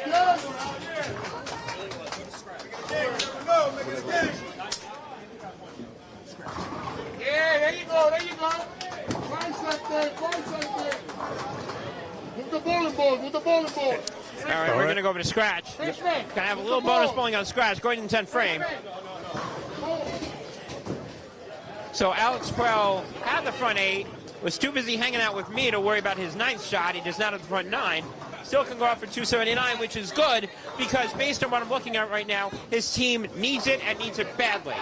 Yes, they do. Because it looks like the 200 pins that they're going to have on the handicap side, pair 2, may be given away from the other 2 sides. Yep, that's exactly what it's looking like. Being, dare I say, philanthropic over here, giving and giving back. But it's what we call. Well, it is a holiday. Yes, it's a holiday season. I don't realize that you're supposed to be giving out gifts on Independence Day, but apparently we are. Well, even though we're watching the scratch pair right now, and right now we have MJJ Matthew Johnson Jr. having a much better game than he did before. He finished with a 171, potential 234 finish from Matthew Johnson. Well, he's going to do better. We got a possible 260 on the board from Fiker. We have Tofsky possibly going 250. Yeah, I would say that's a marked improvement over game 1. Yes. And shout out to the potential 290 that Rob Drexler may throw on handicap pair number 1. But we are focused on the spare that is converted for Robert Fishman. Robert Fishman finishes with a 156. Definitely not going to help any campaign that DHS has on the scratch pair. But if anything, they can always reach into the bank and get a little something from the 300 that was thrown by Nick Perales. Up on lane 13, we have Mike Fiker it's looking like a 270 finish, 270 potentially. And Alex Pell, who did shoot 258 game 1, looking to go 279 here in game number 2 as he's up on lane 14. Former Northeast heavyweight champion is Alex Pell. And let's see if Pell still has a story to tell. And it seems he does. He is negotiating a potential 800 series with both of his games. 2:49 in the 9th frame. Strike number 1 in the 10th. Hopefully he will finish with that 279 that I said he has a chance to get. Mike is right there with him, right there in his rearview mirror, actually on his bumper. White Lightning himself, Michael Feichter. Let's see what he's going to do over here. Gets it up the lane and finishes nice right through the pocket right there. That MF just struck, and MF, I mean Mike Fike. Oh! Yes! Yes! Never go!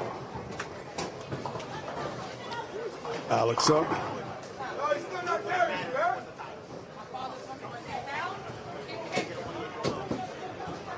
Alex letting it roll, and it rolls, and it finishes, and it carries. Double in the 10th frame for Alex Prell.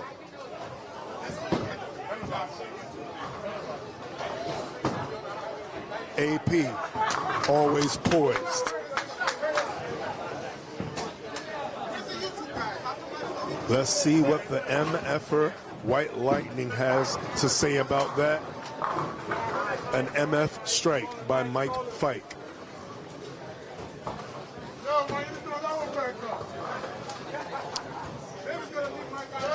Michael Feichter right there with the double. He strikes for 270. Alex Prell strikes for 79. It's not often you throw a 270 and you have a chance to be short to your person that's right across from you. That double dribbles and a 278. So 258, 278. Seems like 8s are great.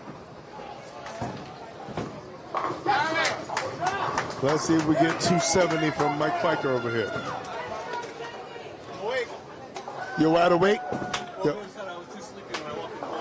Well, I mean, I've never seen your eyes look wider than they have before. So I want to say what's up to the former Northeast heavyweight champion, Alex Prell. How you liking Circle Lanes? How's Circle Lanes treating you on the left side? It was good last year, but, I had I don't know, whenever we last bowled at Sheridan, that was probably the last time I picked up a ball because I haven't been bowling league this year, so. Well, pick it up and go. Hey, just keep going. Hey, AP stands for always poised, right? All right, stay up, baby. 257. Sorry, my math was wrong. I'm not Gordon. Gordon has the Gordon math. 257 for Mike Fike. 278 finish for Alex Prell. And we have Brian Paul, BPZ himself, going up. He's on 4 in a row and make that 5 in a row. So 4 in a row going into the 10th. Throws the first one in the 10th.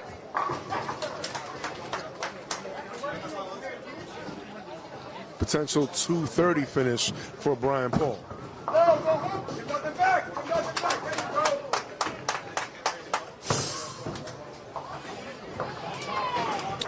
And Petrovitz up. And Petrovitz kicks out the 7 and the 10. Look like they wanted to stay and have a little talk. Thankfully, they decided to go to bed. 256 finish, provided that Petrovitz strikes out in the 10th. 7:14 right now, going in to the finish of game number 2. The scratch pair of Lightz out, they're up. So it's a little ray of light over here, but they have to think about the deficit that was created on one end of handicap pair 2. But handicap pair 1 is definitely wide awake, and they definitely woke up on handicap pair number 1. But we're going to take a look right here. Shot number 2 for Brian Paul. And they needed that, and they needed that in a very, very bad way. They did. Because, again, you've got to be looking over here, again, the overall wood. Lightz out may be regretting the fact that they got blown out game 2 by 200 pins, because Lightz out is doing their best to try to make that back up. And keep in mind, they're third bowler in handicap 1, and we'll be looking at handicap 1 next game. If he goes out the door, that's 290, which almost balances out the 300. Yes, now let's see what Petrovitz does over here. Does a little surface experiment. He tries to pick up a new piece, maybe having a little foresight going into the third game, trying to see what'll work in game 3. And it looks like he could potentially finish with a 246, given that he makes a spare. Now, from a game point perspective, yes, you already have 2, 4, 6 points up by the hit squad. and it looks like it'll probably be 6-6. So at that point, the overall wood is going to determine who wins this match, regardless of what happens. The race to 21. Race to 21. Because obviously, in order to get the overall wood, you've got to win one of those trios. And barring a complete another brain fart on the handicap 2, the head squad's going to wrap up the overall wood. So that will be 8, 10, 12 theoretically, and then plus the wood would give him 22. So the importance is the wood. So Lights Out has got some work to do. Yes, a lot of work to do, and Lights Out definitely keeping themselves in this fight. They are definitely keeping themselves involved and keeping themselves in the conversation to potentially win this match. What they need to do on all pairs is all come together on, dare I say, a united front to basically come together and ship out. Team ship it.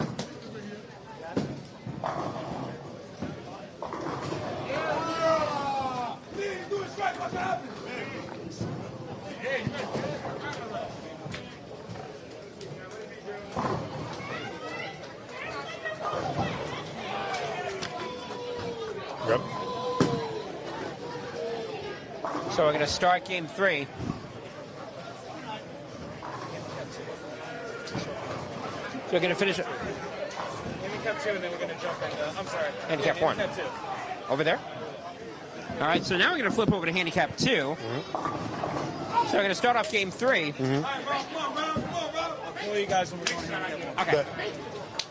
So we're going to go over to handicap 2. And we're going to do game 3. And right now, Lights Up is indeed waking up. Top 3 from Silvers. Coley's looking for the top 3.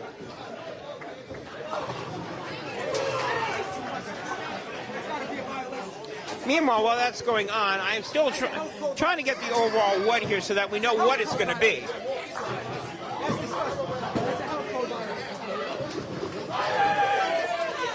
So it's story time. What is the story? Story right now is your handicap pair 2 is up by 274 pins on the wood, which is good because right now they're going to be trailing on the other 2 pairs. Well, right now we have, from the scratch side, the hit squad went 1-1. Handicap pair number 1. Handicap pair number 1, it looks like that they're going to lose both. Clearly, they're not winning the second one. And handicap 2, they're going to win both. So 274 on there is what it is. That, however, that's not the overall wood. Overall wood is going to be less. And it's definitely going to be very makeable from Lights Out to do so. Especially, again, they are starting off strong, and they need to. They've got work to do. They certainly cannot afford DHS to go off on them like they did on game 2 on the second pair. And so far, that's not happening. And Perales has left his first non-strike in a very long time.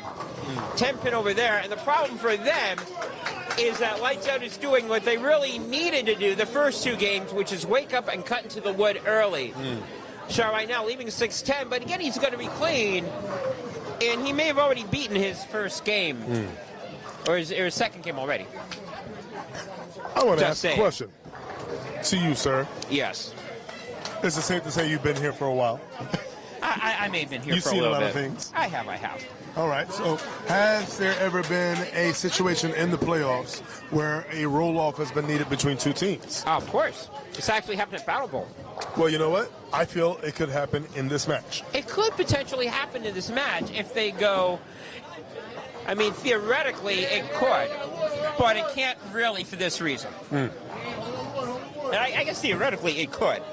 If Handicap 2 loses the 3rd game, win the wood, the other two teams lose, but not enough to lose the wood, then it would be a 20-20 tie. Yes. And there could be a roll-off. But the wood, in this case, is incredibly important.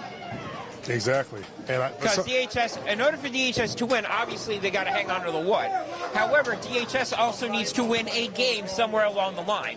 So if DHS wins 1 game and hold on to the wood, they will advance, just from a mathematical standpoint. It will be by the slightest of margins, 22, but that's all you need. You just need to get 22 points.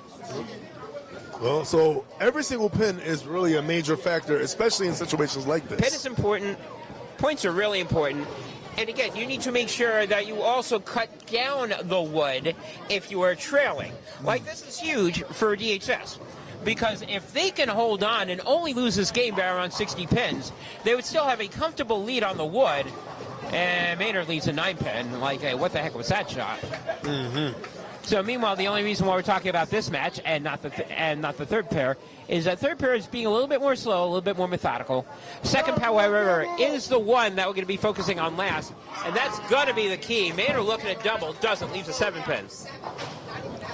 And DHS, that did not take a game on the middle pair in games 1 or game 2, may need to game 3, because that could be the difference in this match. Wow. And we will not be seeing a 290 over there. Yeah. And both lefties leaving 9 pins.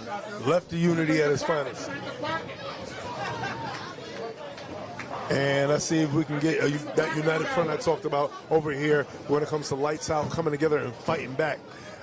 Mason Silver's up. Frame 4, looking for a strike 4. And that is not going to be it. Not that way, he's not getting a strike. Well, he didn't ship it. He pitched it. He pitched it inside. He freighted it. Yes, he did. Meanwhile, Vivian Ace Tapia is singing. I don't know what exactly he's singing, but he's singing.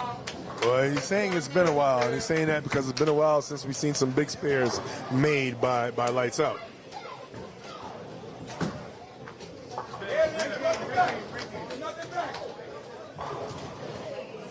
We hear Frankie Maynard saying in the background, "Give nothing back," and no statement was ever more important.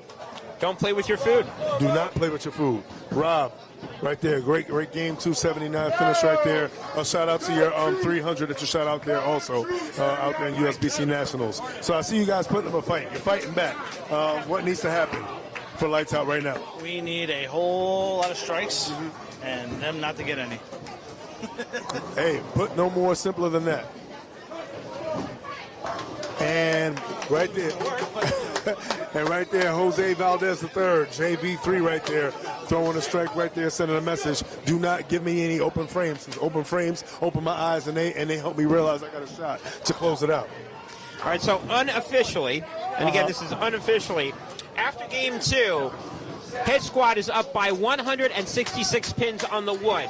That is a very, very important number. That is the number that Lights Out has to win by between all three combined in order to get the win. Now, keeping in mind, even though they open, Lights Out is now leading second handicap. Lights Out is also leading the scratch. It is going to come down to that middle pair, and it's going to come down to, can Lights Out win, and can they win by enough? If they win but not by enough, it is a 20-20 tie. We're going to have a roll-off.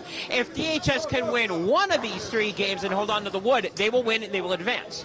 Whoa. So this is close. This is probably the closest one out of all 8 matches. Great segue, because we are going to the middle pair. We're going to handicap number 1, and we are going to get a chance to see a lot of striking and a lot of dancing. We're going to get to see let's chat about the Maynard. lineups first here. We're going to start Lights Out. Dan and Ward, Curtis Warren, Robert Grexter Jr. They have won the first 2 games, and they have won it by a combined 85 pins. Countering for the Hit Squad, their leadoff, Billy Soto. Second, Natalie Maynard. Third, Ricky Maynard Jr. Yes. By the way, DHS utilizing 2 females on their team. You got former cruiserweight champion. Oh, yeah. The We first announced ever. that already. Thanks to the party. Thanks for playing. She's not a regular. We covered that already. Thank you. Thanks, Rudy. Hey, you know what? Yeah. Shout Thanks, out. Rudy. Shout out. Yeah, and we got Billy Soto over there making his 10 Billy pin. Soto making the spare. And like you I'd mentioned, like to point Rudy Feliciano coming in like a drunken guest at the house party. oh yeah, Coming in like 30 minutes late. The Theo. I love you, Rudy.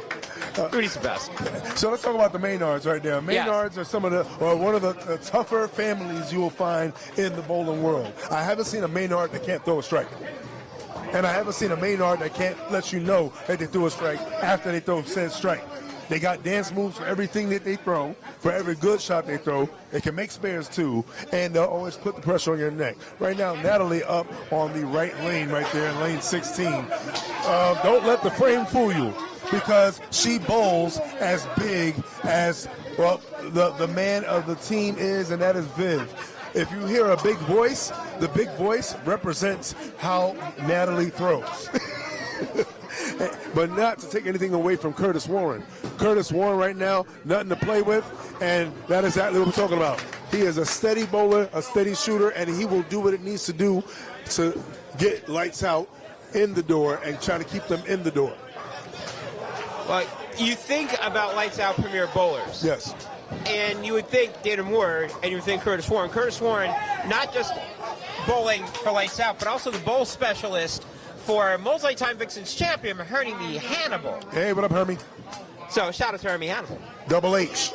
I was sort of expecting her to be here today supporting Curtis Warren. I do not see it, but there's Natalie Maynard following up with the strike. Oh, yeah, Now, Natalie. keep in mind that the difference, again, you're talking about giving pins. Hit Squad also giving pins, or getting pins here. They're getting 17. And again, we're going to be eyeballing both of the other matches because wood is important. By the time those matches are over, they are going to know what exactly they need. Great shot there by Rob Grexter Jr. So, can we talk about Rob Grexter's first game? So, Let's on paper, chat about this. what did he shoot game one? Let's not discuss what he shot game one. Well, we can, because he shot 107 pins better game two than he did game one. He gave himself the good old stretch. So, me, myself, I know how it is. You shoot low, you can either say, well, ship it out, I'm leaving, or you can say, I'm going to stretch myself and shoot higher, and he did that. He actually should have shot 290. He should have. Yeah. Silly little 9 pin. And shout out to him, a great steady bowler, like I said before, recently shot 300 USBC Nationals out there in Vegas, looking to bring some of that here, and his team is going to need every bit of that. Let's see what Mr. Frankie Maynard says. He says, if you're scared, go to church. Well, his team not only is going to need every single bit of that, they need a lot more of what Maynard just did. Yeah, at least the chapel right there. Because if DHS is clean, it's going to be really, really hard for Lights Out to get back into this.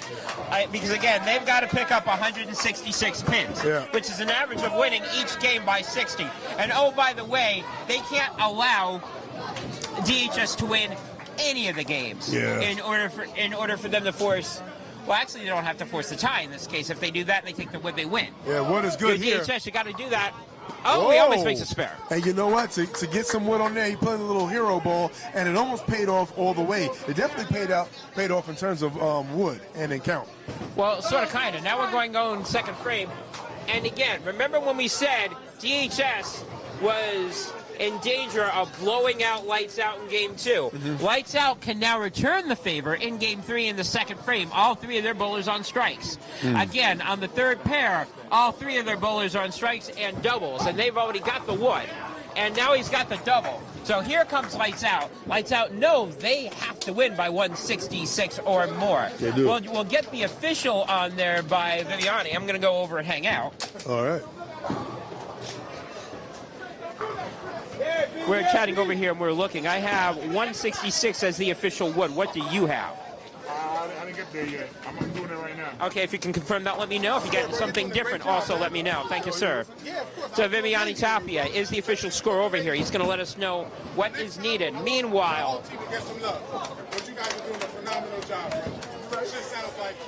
here's Lights Out is now coming back. This is a seesaw matchup.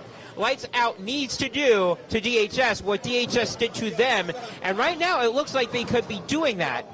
And Rudy Feliciano is right here to the females. The females are spectacular on DHS, but the question becomes, did Lights Out figure out what they needed to do? Silver with a double in the sixth frame here. And meanwhile, DHS slowing down the pace, not throwing quality shots in the second half, and they are doing exactly what Lights Out needs them to do, which is not fill frames. And meanwhile, as I say that, there's another frame that has not been filled. This one by Billy Soto. Yeah, that's so right. Again, Yeah, Billy Soto with a throw that was, well, Billy very Soto, so-so. oh no. Oh no, Oh no, Soto. Threw a so that was so-so. And he might go get a Coco Loso from the bar if he keeps on making mistakes like that. Keeps on making mistakes like that, he's going to be at the bar at 1 o'clock. Oh, man. Because the team will not be bowling. Billy Meanwhile, the Maynards are also saying muck and other words that we should not be repeating because children. However, and a big however here, we may be going back over to 17 and 18. Coley, who's apparently had enough of our shenanigans, talking about how they got beaten up like a dirty rug in game 2. That's not Coley. That's explosion. Well, that's an explosion by Antoine Coley. That's 6. That's explosion. We saw Antoine game 2. Oh, now we have an explosion. Explosive. And let's see if Natalie can be her naturally explosive self and continue to strike and put on the show that we know she can do. Right now they need it because she's the only person that's thrown a strike for her team in this pair. And I predict she'll keep doing that. And what's really no good is another strike over there by Curtis Warren, and now 5 in a row by Lightz out to start out game 3 on the middle pair. Back and forth. Here we go again. The wood over 160 that Lightz out needs to cover, and right now they're on pace to cover it. Well, they say usually prayers go up and blessings come down, but as Lightz out strikes go up, Viv's voice goes down. Well, Viv right now, very quiet. Very quiet. He's a quiet ship. He's a ship that right now doesn't have any cargo in its ship. Well, that ship may be sailing if they keep on giving back frames. The ship may be hitting an iceberg. Straight ahead. Madeline Maynard with a big double over for DHS, trying to keep their team afloat. Hey, but did all the pins go down? You see, says it was ugly, but all the pins went down. So Natalie, you're one of the reasons why I'm back here doing commentary, because I've been on the lanes with you. And I want to say this. When it comes times like this, you don't fold. So does it feel like you have to start throwing everybody on your back? Always. There it is. And right there. 6 in a row for Lightz. I am the oldest. You're the oldest? That's right. 6 in a row to start off for Lightz out at this point. That's right. So now we'll bring back Natalie, because I'm sorry I had to interrupt you, because unfortunately your opponents are doing really well. But what is it that you're saying? Because I want to hear. Everybody can follow me, maybe. They gotta follow you, right? They gotta follow you. They gotta follow somebody, because. Well, right now, what we're trying to do is output under that shit. Yeah. Everything that's handicap 1 right now is also they need to handle what's happening on handicap 2, because like we said, overall wood is a main thing. All right, or else they're going to be put and get zipped up. Speaking of zip them up, we have Alyssa Burke representing City Moore, who will be competing later on. Shout out to y'all taking Metro North all day. So what's up, Alyssa? What do you plan on doing? What are you going to do? I'm going to stand on the carpet and watch my team win. Oh, management. Best president around. That's right. It sounds like an award nomination. Probably not, but it's okay. It is in my brain, okay? So, Alyssa, I'm going to ask you this question. You are not part of the Brooklyn Queens. Obviously, you're part of Metro North. Right now, Lightz out 9 in a row. Actually, more than that now. 10 in a row over here. They're down on the wood by 166. They have work to do. Right now, they're in the process of doing it. Now, what's your experience with Lightz out? How powerful of a team are they going to be? Their key players not here. Their key players in Mexico. Ooh. Chris Williams is in Mexico. Chris Williams is in Mexico. Sorry. Looking right now. We on a winning streak. I don't care who they put in front of us. They're going to get ran over. It doesn't matter. Sounds good. I wish you the best of luck. Thank you. All right, going back to the handicap 2 in the middle. Billy Soto once again not striking. Again, Lightz out has got to win by 166. Lightz out has got the front 6.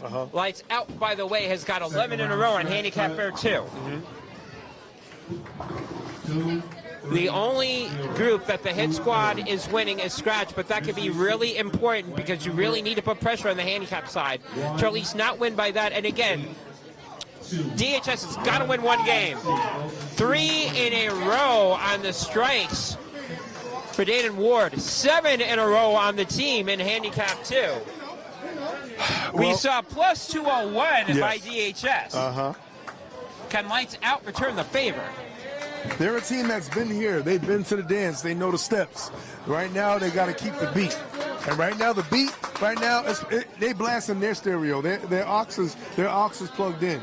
Well, they got to keep going. They got to keep going. And again, the 8th, 9th, 10th frame and handicap 2 is going to be really important. We'll be doing numbers over here. However, right now we still have to focus on handicap number 1 because that's where the camera's on. Well, It's always you're important right. where the camera's on. Yeah, I know. With the cameras on, it's always fun. And you know what?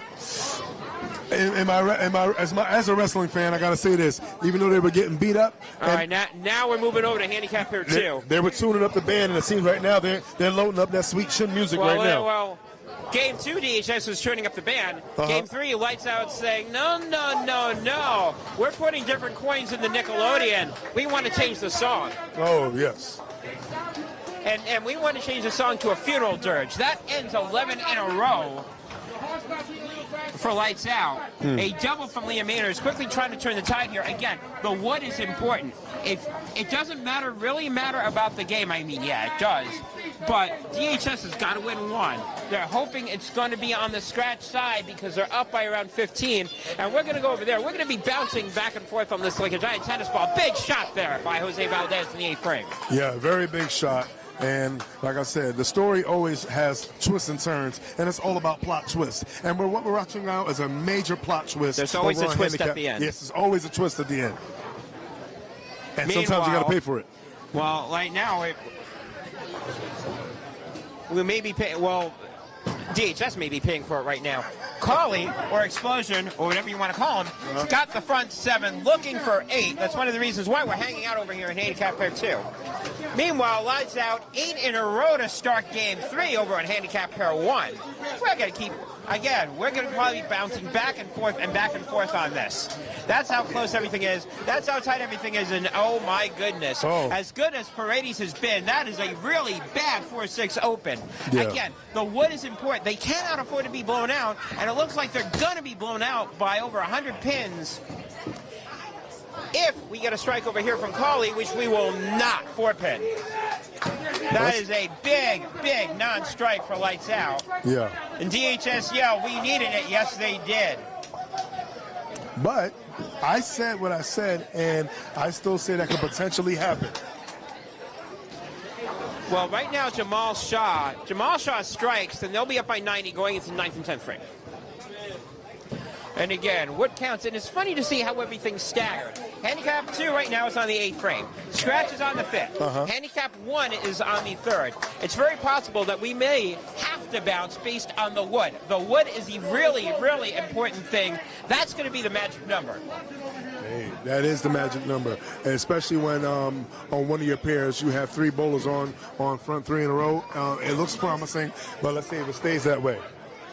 And the reason why scratch, that game is important. 9 in a row now for Lights Out, first handicap pair. The reason why that win is really important by DHS is if they get the win, if they get the win, there's no tie aspect. Then it'll be 22-18 or some form of that. It is possible, as you said, if they lose all 3 but hold on to the wood, that's a 20-20 tie. DHS needs to win a game to make sure there's no tie. Meanwhile, another strike from Shaw, not happening. He makes a spare. So, and again, wood is important. 89 pins going to the 9th frame. DHS has got 2 bowlers on strikes. It is really important for them to get strikes to the 9th frame. Yes. Because again, it looks like their butts may be handing them on handicap 1. They've got to cut the wood down. Scratch has got to cut the wood and make it important so the handicap knows exactly what their buffer is. And again, I may be hanging out over here. And as Frankie Maynard has definitely said in his own poetic way, we need everything. Except there's 2 other words that we're not going to be, well, we're talking naughty words. And that is, and Ernest is right, they need everything, and right now they're not getting it.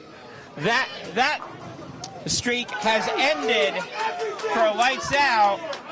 DHS is starting a strike fest of their own.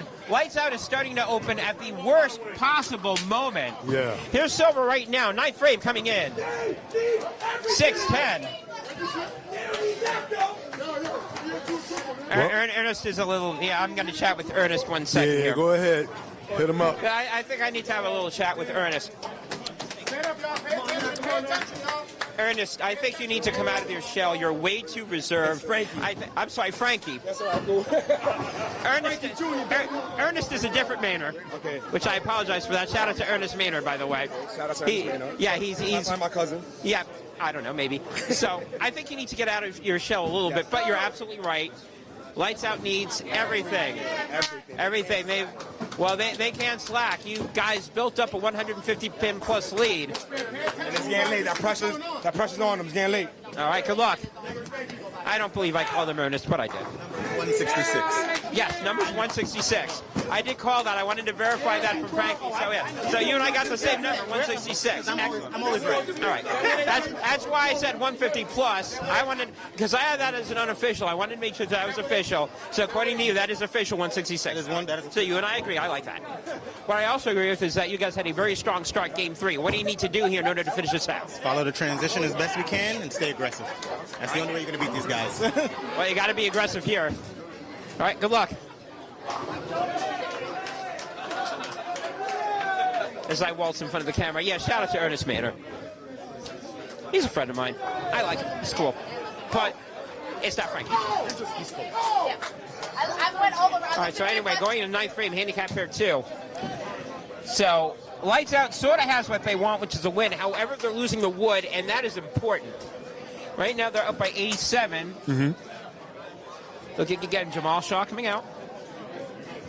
As soon as we get the dead wood. As soon as we get the dead wood out of the way. Yeah. Hopefully their playoff hopes are not dead. Well, not right now. Brian Paul, meanwhile, has got the front 5. Looking to 6. They're already up by around 30 pins. Looking for more, and he gets it. 6 in a row for Brian Paul. And if you take a look at that surface change, Brian Paul was something, dare I say, extremely predictable with permission to hit, permission to give fingers. And right there, he can flow free and just play the pocket and get the carry that only, he can generate at this moment. No one's generating carry on his level right now except for, Mike Pfeiffer. For the DHS is going to be up by 40. Meanwhile, I like what Anthony, the cameraman, did, and he really does have to do it because we're going to have action in all 3 pairs. Yes. And all of them are significantly important because the overall wood is what's coming into play at this point. Yeah, we got an overall view of an overall fun situation that could potentially happen. Yeah, so now let's go back to handicap pair number 2. We're going to go over the way to the right-hand side because now it looks like the issue that has been resolved. Mm-hmm. So Shaw right now, 9th frame coming up, and again, they need every single pin that you can have. That damn 9-pin. Oh, Rex with the 9-pin. Here's Shaw right now. 9th frame coming in, needs a strike. Oh, my goodness. Not only is that not a strike, that is an 8-10. And any amount of wood that they thought that they can get to put a lot of pressure is starting to dissipate. And that was a Lights Out member that was left up there. Yeah, there was. That's a Malik up there, 8-10. We're looking at a selfie, and all of a sudden, they could have been up by around 130, 140. If DHS can cut this to around a 60, 50-pin loss, that is a huge victory for them. Maynard, by the way, with a strike in the 4th frame, they've sort of stabilized the ship, but they're still down 80.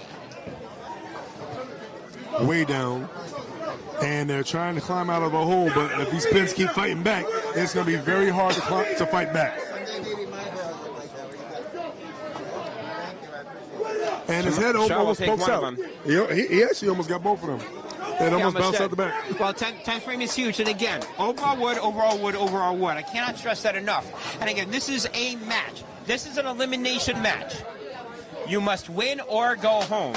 So it doesn't matter how many points you take. The important thing is you got to take 21. Yeah, it's that race. And right race now, 21. It's a tight race. Oh! And I don't know, maybe the pressure is starting to get the Lights Out because Dana Ward just missed the head pin. But again, focus on the 10th frame. Here we go. Maynard's got Maynard. There's Maynard, there's Maynard, there's Maynards, there's all over the place. Leah Maynard, maybe I'll just say Leah. Leah on 3. Silver with a 9. Big shot here for Leah Maynard coming in. Right now, DHS is down by around 60. Leah Maynard can cut the gap. And again, what is important here, big shot, no, 7-pin. Hashtag, they need everything. They need everything. Well, we're going to see who that attributes to momentarily. Yeah. Because somebody's going to need everything and fail at it. Yeah, both Coley teams makes need a spare. everything. I'm sorry, Silver makes a spare. Yes. Coley's coming up next. And Soto covers a 10-pin. Soto does cover. Handicap pair number 1. Again, handicap pair number 1's got to cover the wood. Again, if you look at those, that's very dangerously close to that 160 that Lights Out needs. Right now, they're almost close to getting it. That scratch pair is going to be very, very hopeful for Lights Out, for DHS. Maybe. They still have some game to go. Liam Maynard makes a spare. We got Curtis Warren up over here on handicap pair number 1 on front 4. We're not? Oh. We're going to focus on 10th frame right here, Mason Silvers. Finish that out first, and we're going to finish that, then we're going to finish that. All right, Mason Silvers right up there, looking for a 222 finish. That ball looks good going out. Comes in, 222, 222, make a wish. I think he made his wish. If somebody was wishing for food, that's some really nice food coming out there. Let's see. Liam Maynard's looking to finish out too. And that was food right there. And food for thought right there for Lights Out. Yeah, but I'm sure that she probably wishes that she had that first one. Well, if you wish upon a strike, sometimes it may not show up. If you wish upon a... No, never mind. Later finishes with the 202. The 222 for Silvers. Now pay attention here to Coley and Coley on Lights Outside and Perales on DHS. They're both on strikes. Yes. Right now, again, 64 pins. Big shot from Coley. That's a huge double. Again, putting in pressure. I cannot stress how important that wood is. Don't you call him Coley right now. You explosion. You respect the X's on his jersey. 3 X's. And that explosion. With an X-rated score and a big climb up from what his second game was. But response right there by JV3, Jose Valdez III, a.k.a. Booba. Booba. That's a huge strike from Booba. Again, it's got to follow that. Now, keep in mind, the advantage here is that you have a spare to an open. Right over here, again, going into this game, the overall wood, 166 pins. I had that unofficially. It is now official. Coley with another strike. Potential 279 finish right there for Explosion right there. Mr. Coley right there. AC. Right, and AC right now is saying, bet on me.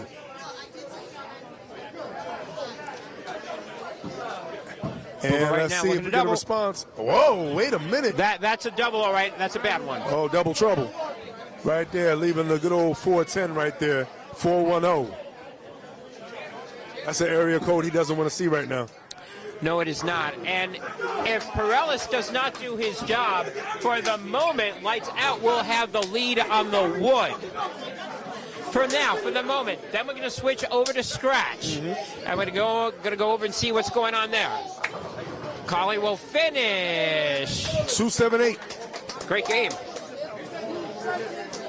And I know he would have liked that to be 279 because right now, every pin counts. Counts. Lights Out needs everything. Hey, yo, Gordon, can I get some rewrites? Can I get some rewrites? Did you guys win? Can we get some rewrites? I don't know what that means. Maybe they didn't win. It was dead ass wrong.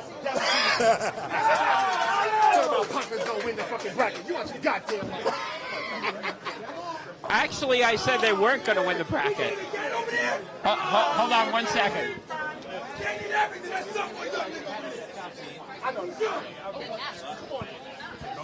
I'm never serious with this thing. But you was wrong, though. How was I wrong? I had you guys winning. No, you wrote on the UBA team, whatever you wrote, you said Apocalypse was going to win the bracket. I did not say that, actually. Reread. Reading is fundamental, sir. Still here. Still fucking here. All right, so I have some delirious people that can't read.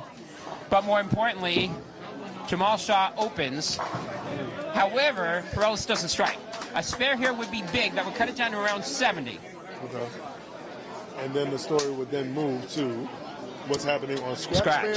Pair, as well as handicap pair number 1. Yes, but we're going to go to scratch next, especially because Brian Paul's got the front 7 looking for 8. But we'll get to that momentarily. Right now, we're going to finish this out. Because, again, wood is important. Wood is very good. Wood is very good in these situations.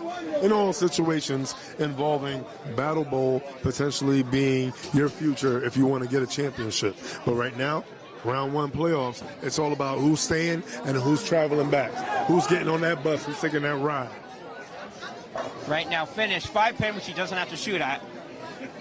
Nicholas, 2-14. Yeah, 791 series. More importantly, the wood. So the total on the wood, 2145.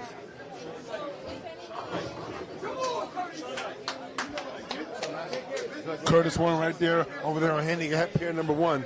Started out with the front 4. 9 spare in the 5th, and he's trying to continue and restart and reboot, have a factory reset to finish potentially for 279. But Natalie Maynard doing what I know Natalie does. And we're going over the scratch pair right here, and let's see what's going on with Rob Fishman.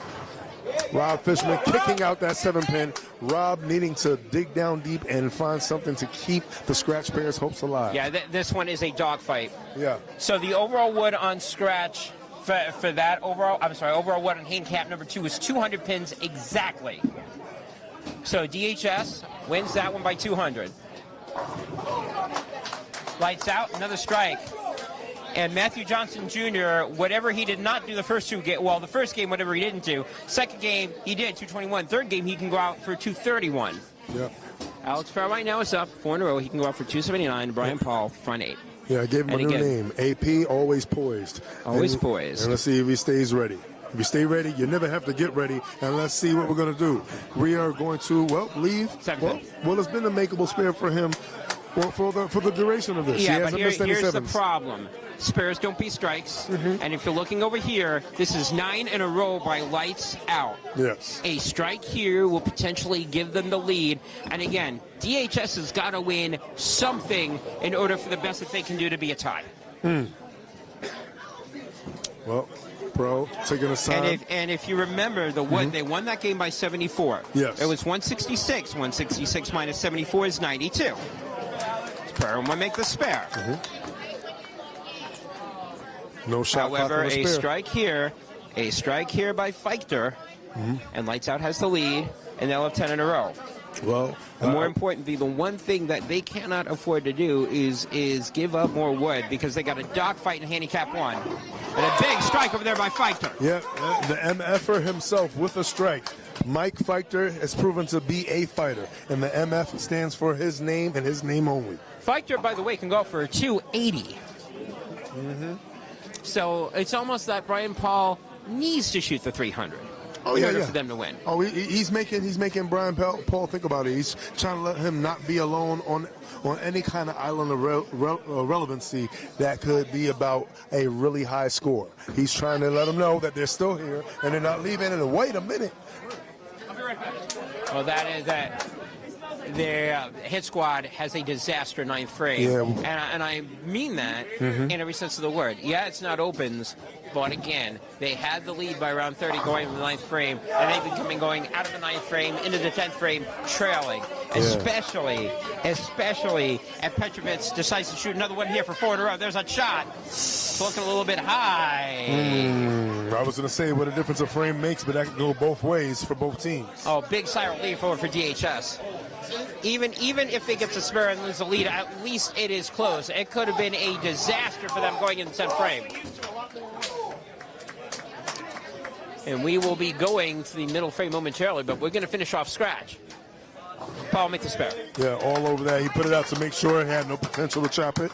And even if he chopped it, he would have rather get a higher pin count than a lower pin count. Let's see what happens over here. I don't think that's going to make it, and it does not. So 4-1. So by the slimmest of margins, DHS will be up going to the 10th frame. And again, getting the game is huge. If they get the game, there is no possibility of a roll-off. They take the roll-off out of the equation, and it's either win or lose based on the wood. Obviously, wood is huge. Yes. Johnson's shot is huge. Fisher is huge. We go back to the scene of the crime here on scratch. Yes. MJJ right now has to put on his MJ jersey right now, and he needs to finish in the 10th, and he needs to finish strong. Let's see what Matthew Johnson Jr. is going to do. Both lefties need to, actually, all 3 lefties need to finish strong. Yeah, you've never been more Big shot right. here by Johnson. He gets that ball up the lane. He likes it. And that was big. Big shot by Johnson. Now Fishman, has got to respond. Yeah. Keep in mind, he's the only person on DHS that is working on a strike. Well, let's see if the Fishman himself has a line right now. Let's see what he can catch. A strike here will keep DHS in front for now.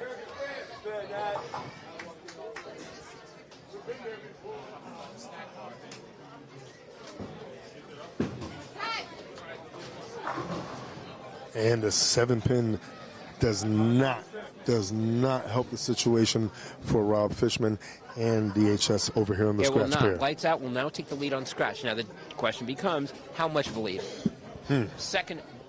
First of all, second big strike over here from Johnson. That's part 2. Part 3 is, can Fishman make the spare? And again, they can't let the wood get away from them. As we said before, we took 74 away from 166. That is 92. How much more is the wood going to go away? Big shot over by Johnson. Very huge shot right there, showing up in the 10th. It's all about what you do once you get to that finish line. You can make it to the 10th, but are you going to finish in the 10th? Lights Out will be up by 10 going into their fill. Now it's a 10-pin game. And now all the pressure, well, not all the pressure, but a lot of pressure on Fichter. Keep in mind, their anchor has opened. Fichter's on the double. He can go out for 280. First shot is huge for Fichter, but meanwhile, we have both fill balls from both Fishman and Johnson Jr. Fickman goes first. Or Feichtman, I should say. Or Fichter, I should say. However I should say, he goes first. And he'll finish with a 10-pin. I'm sure everybody was hoping that Johnson would do that. Well, not everybody. DHS was hoping that that would be his first shot in the 10th. It is not. Johnson finishes with a 230. Whoa, wait, whoa.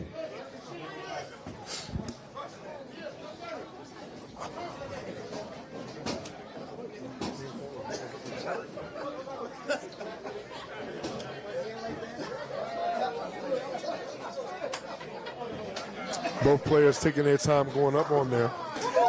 And we're looking at White Lightning up. Mike Fichter, who again is on what pace, Gordon? See, if he goes out 280, and if he goes out, that will almost certainly be a Lights Out victory. Well, almost. Not completely. Almost. First shot here. Big shot coming out the door for Fichter. And he gets it. Huge shot coming down there. Yeah. Prell must, and I mean must, follow suit.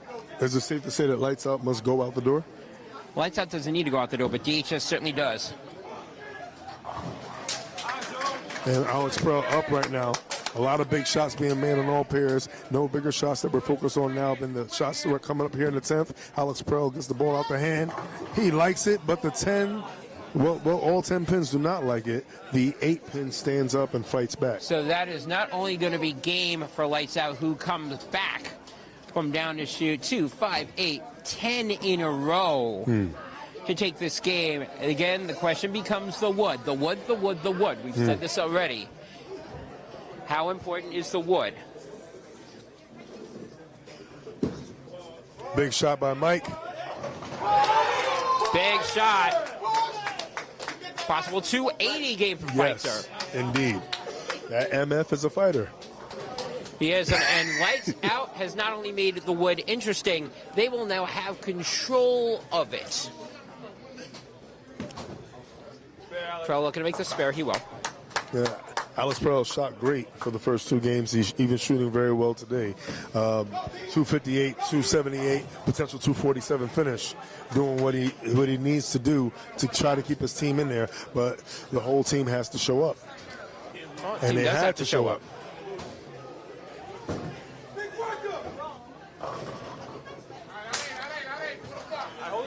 So we still have a lot of bowling left, but we're going to have 3 frames left on the middle pair that's going to decide who moves on.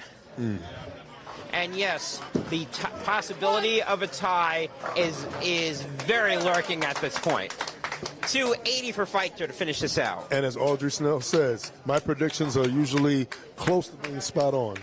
Why? I don't know.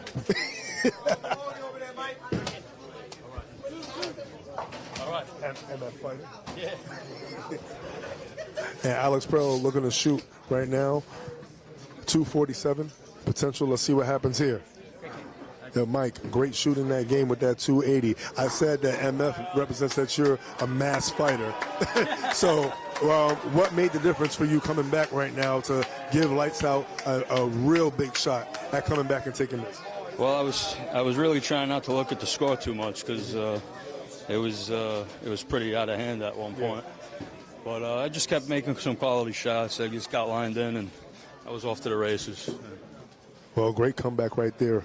And Mike definitely being a driving force in keeping the lights on in the house of Lights Out.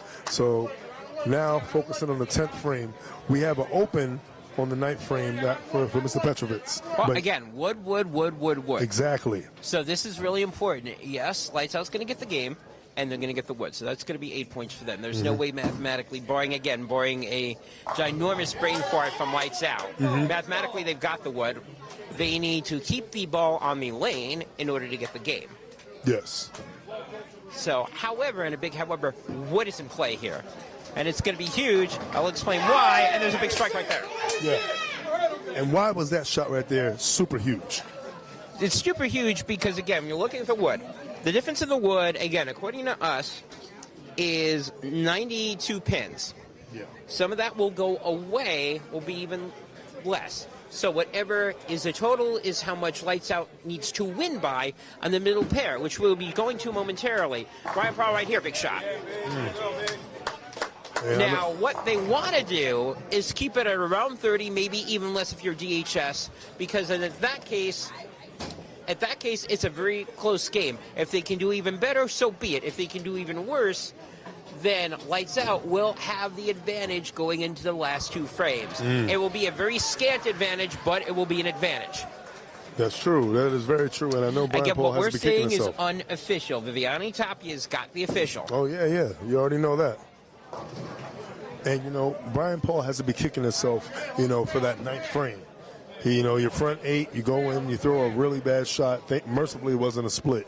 And mercifully, also, you carry the spare. But throwing 300, it's a big difference between 300 and 277 when it's really tight. It is. I mean, this is going to be your last 2 frames on handicap 1 is going to be a battle of your existence. There's nothing more intense than that. And there's nothing more intense than throwing strikes in the 10th frame. And that is exactly what Petrovitz has done. Petrovitz come off for 213 again. Gauntlet passed over to Brian Paul. Yes.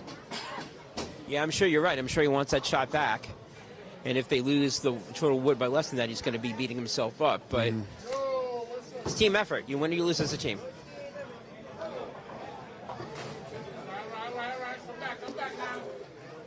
Last shot coming up. Yep. Brian Paul. 2 more shots coming out technically. Yep. Potential 277 finish for Mr. Brian Paul. B Peasy.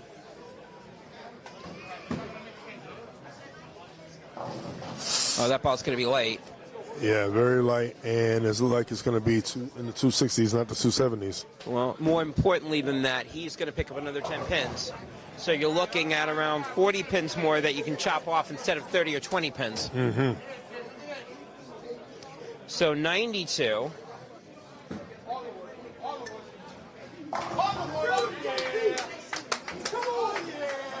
If Brian Paul makes a spare, 92 will now be 52, which is what Lights Out needs to win by. And keep in mind, Lights Out is up by around 80. So Hit Squad's got some work to do. And now with that, we go back to the second handicap pair. Magic number that Lights Out needs to win by is around 50. 50 and change. And a big strike by Nathan Ward going to the 9th frame. Well, no bigger message was sent, and that message was sent in all caps. Gets all the way over there, knocks the 10 pin over, and it helps the campaign to stay in the playoffs. Well, they said that they needed them all, and right now they're not only getting them all, they're getting more than enough at this case. He almost misses a 5 pin. On camera. Billy Soto makes a spare. Yeah, that would have been very interesting if he missed that, especially in the 9th frame on that shot. Yeah. Natalie Maynard right now up for DHS, followed by Curtis Warren over for Lights Out. Both bowlers on a strike. This may be the biggest shot for either or both of them in this match. Whole lot of possibilities. Well, Lights Out's got to win by around 52. If the math is correct, they're right now up by 80. That is more than enough. Even if I'm off by 2 or 3 pins, the 80 is more than enough. Natalie Maynard right now, she almost has this one, and she does. Big strike for Natalie Maynard. Yeah, it's not often that Natalie Maynard does not throw a big shot. Well, Natalie Maynard's been carrying the team this game. If you notice, she's going to be the 200s, and she may be the only one in the 200s for the hit squad. Yeah, which is definitely not good. Big not shot here. need. Big shot here for Curtis Warren. If he can double, that would be huge for Lights Out right now. Here's a shot coming up. Ball looks good. It is. Big shot for Curtis Warren. Well, big players do big things. You know, Lights Out up once again up by 80. And the reason why I say that is, again, DHS has got to figure out how to grab 30 pins, and Lights Out is basically saying you're not grabbing 30 pins. Exactly. They need Lights Out to make a mistake. So far, Lights Out hasn't done that. However, Grexer missed a 10-pin the last frame up. He's been solid before that point. And Frankie, of course, has been very shaky last couple of frames. Yeah. He left 2 washes. One of them he made. One of them he did not. Yeah, Frankie was shaking and moving game 2. Game 3, not so much. Well, game 3, he's just shaking. Big shot there. And So, to quote Frankie himself, now they need everything. Well, at least they put themselves in position. However, their leadoff bowler in Lights Out, Dana Ward, has got them in the advantage. Lights Out with a strike. And I say that because you have a strike to a 9 spare going into the 10th frame. Billy Soto with a spare, Dana Ward with a strike. Dana Ward again has a possibility of sticking another 10 pins up on the board. And if he throws the first, he's almost forcing Soto to go out the door. Almost, not quite. There's still lots of firepower left from both bowlers in the middle and bottom. Fair shot here, Jaden up to the line very quickly. Here's a shot coming up. Looking for a strike here for the double. Gets it. Well, for those who were watching earlier and thinking that Lights Out was gone, I'm going to quote him on his jersey. You must have forgot. He must have forgot. They're back. They're back in a big way. Soto's got to get the strike here. He does. Yeah, great strike being thrown after that almost missed 5-pin by Billy Soto. Well, when they were down by 166 after game 2, Lights Out knew what they had to do. They had to throw it on, and they needed some of DHS to falter. Right now, both of which has happened. Yeah, both teams putting in almost identical kind of lineups, and this is why we have this tight match. Wojtek shot. Oh, big strike by Ward. And he tripped out, well, everything. He tripped out everything. He kicked the bucket. Yeah, we needed... You know, Frankie Maynard said they need everything. Right now, they're getting it. They say you shouldn't throw stones if you live in a glass house. And if you got a glass jaw, watch your mouth. Frankie may be regretting that. And another 10 pins are going to be going down there. Another 10 pins for Lights Out. So now it is 50 pins that Hit Squad need to make up in 2 bowlers. Assuming, again, that Dana Ward does not forget how to throw the ball. Yeah, and apparently he did not going to forget. Nope, nothing has been forgotten. Right there, takes it out, and big finish. 244 for Damian Ward, 192.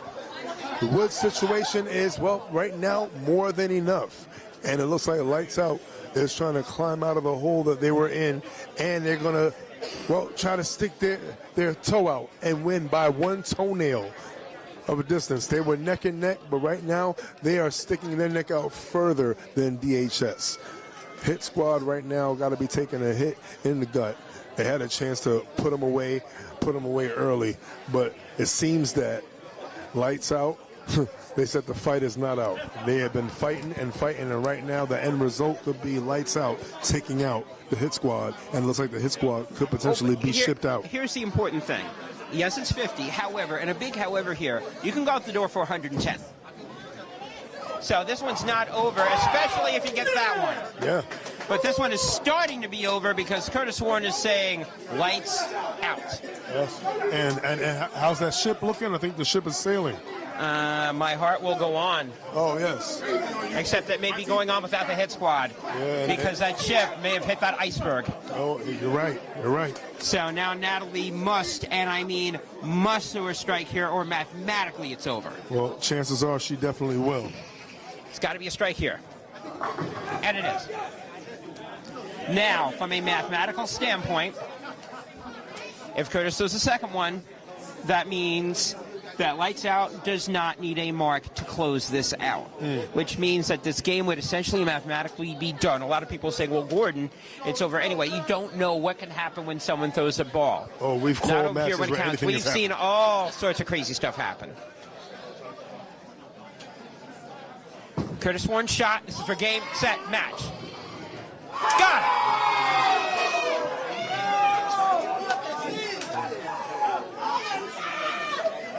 And barring a complete and utter brain fart, Lights Out will be advancing into the next round. Wow. Lights Out comes back from 166 pins down.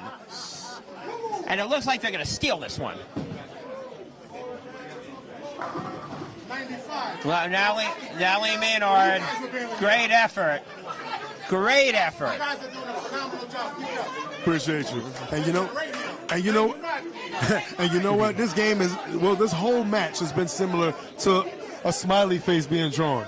If you turn that smiley face upside down, it turns into a frown. The smiles that were on DHS's face have now been turned upside down, and it seems like, well, to quote Viv, it's a long ride to Brooklyn. Curtis Warren does that now. He could afford to do that now. Yeah, it's a long ride. If he did that the first ball, that would have been real interesting, Yes. but he did not.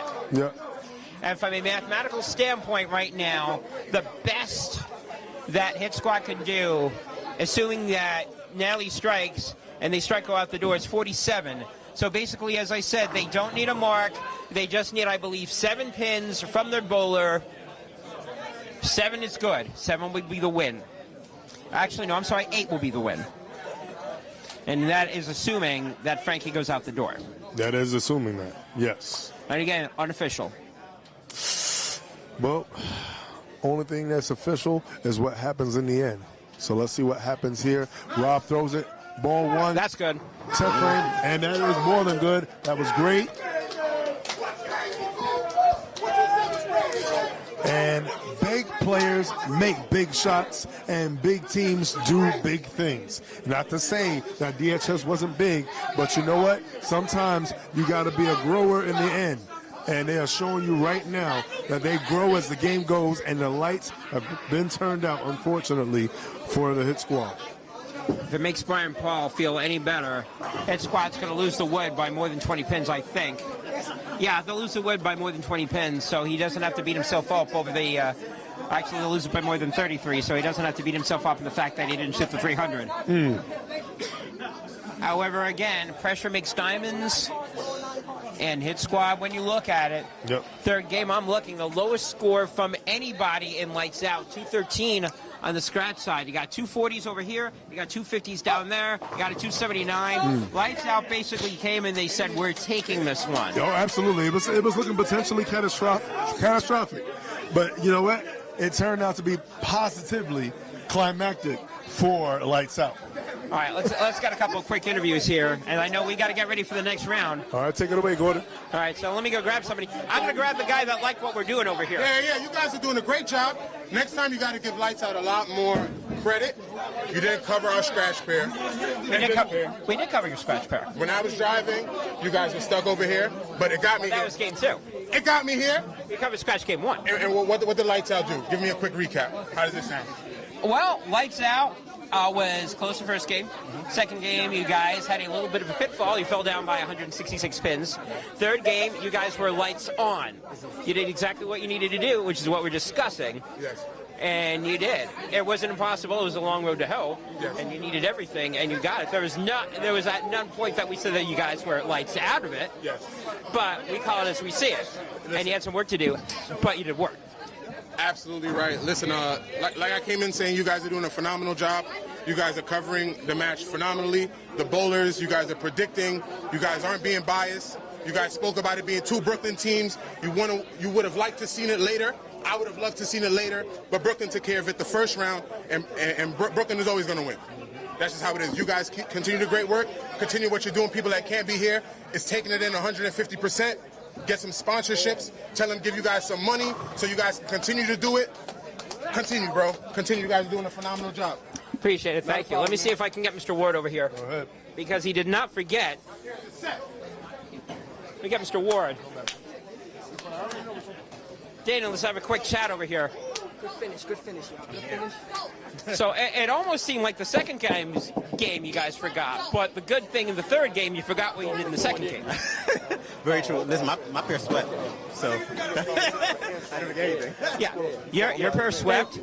That pair didn't, and that pair didn't. But, and here's the important thing, a big but here. You guys won all 3 games in Game 3, and not only did you look at the scores over here. You got a 280 on your side over here. You had 240, 250, 240. You had a 278 over there.